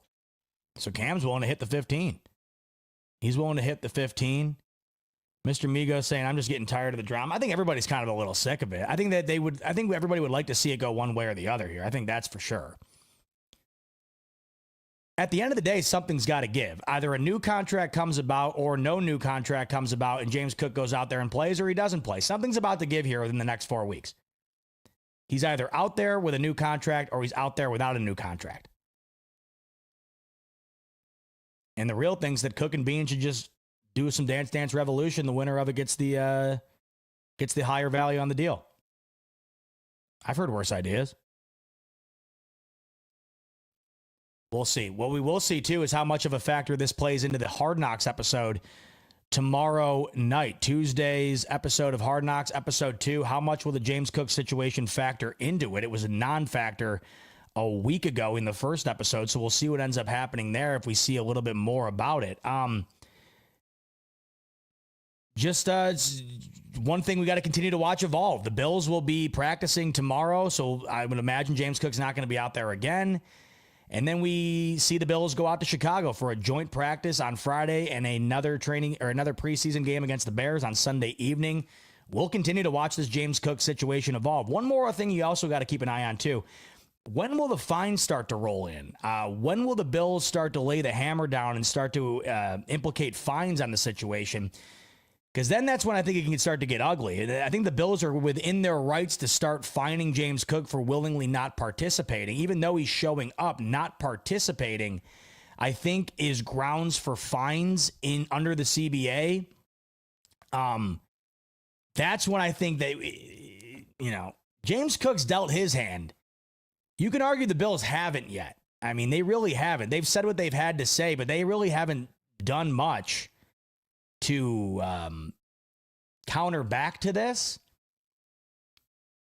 The first fine we see laid out could be interesting if we see one at all. I don't know. The whole thing's interesting.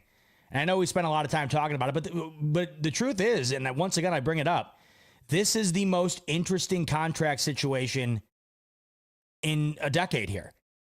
You got one of the Bills' best players holding in without any idea as to what amount of money he wants, what is being offered, and how far away they are. This is the most intriguing and tumultuous contract situation we've seen the Bills deal with in a decade here. So, I mean, it's worth talking about. There's a lot to talk about because the season, of course, is it's here. It's here. And the longer James Cook is not out there with the team, unfortunately, I feel like it heightens his inability to be fully prepared at the running back position. You need to be ready to go. It's such a demanding job. It's such a demanding position. Not being at your fullest, just not being ready to go to the fullest extent, not ideal. Not just for the production on the field, but in terms of your body. It's such a grueling position that, you just don't want to risk not being ready when you're out there. The whole thing just is fascinating, though. None of this would have been as fast. If James Cook just said at the beginning of training camp, I'm holding in, it wouldn't have been as fascinating. Sure, it would be fascinating. Sure, we'd still talk about it. It wouldn't be as fascinating. The reason why it's so intriguing is because he showed up to camp, participated in the bulk share of camp, then out of nowhere stopped participating. Brandon Beane said they had no idea this was coming. They didn't know it was happening until the day before last Sunday's practice. And we're still dealing with it. This is why it's so interesting. We've never really seen anything like this with the Bills ever. I mean, at least in the time in which they've been relevant the last quarter century here, this is the first time we've seen anything like this. So we will continue to monitor it. And we will continue to monitor Buffalo Bills content throughout the rest of the week and throughout the rest of the month until we find ourselves at the end of the Yellow Brick Road, which leads us to Orchard Park, New York, under the lights, Sunday Night Football, September 7th, hosting the Baltimore Ravens for a divisional round rematch. But up until that point, we got plenty of stuff to tackle, including tomorrow's Hard Knocks. I'll be back with you Wednesday at some point, either in the morning or in the afternoon, to recap what we saw on the second episode of Hard Knocks. So be on the lookout for that. And then this upcoming weekend, joint practice with the Chicago Bears out in Chicago, followed by training camp game. A preseason game at Soldier Field against the newly led Ben Johnson Chicago Bears. So that's what's coming your way this week, and we'll be with you throughout every step. Rico back with you tomorrow. You'll want to watch the Hard Knocks, of course, after that. Join me on Wednesday to talk about Hard Knocks. I can't wait to join you and dive into it. I think we'll have more of a serious connotation surrounding the episode, and I think there'll be more to talk about. I obviously loved talking about the love affair that was the episode of the first episode. I loved it. But I think we're going to get a little bit of a different angle. So looking forward to watching that, looking forward to talking about it. And then, of course, at the end of the week, we'll talk about joint practice and we'll talk about the preseason game against the Bears. But until then, that's going to do it for this evening. Nearly 3 hours in the books. Wow. That's when you know we're almost back, folks. Get it in gear. Get your seatbelts on. You know we run about 3 or so on a Monday night following a game. And what do you know? First game back, even though it's preseason, we run 3. And I can tell you right now, a month from tonight, we'll be running 3, win, lose, or draw against those Ravens. So get your practice reps in. And you guys are with me tonight, getting the practice reps in. I love it. I love it. I love all you. I appreciate every single one of you. Just under 1,000 of you chilling with me on a Monday night this evening. Recapping Bills-Giants. Preseason game 1 in the books. We'll continue to keep riding the off-season train. A lot of fun stuff coming your way this week. We'll be on the ride with you. But until then, enjoy the rest of your night. Once again, appreciate you tuning in. On the way out the door, like button if you could, subscribe button if you could. And I'll talk to you on the next one. Much love, as always, folks. And go Bills.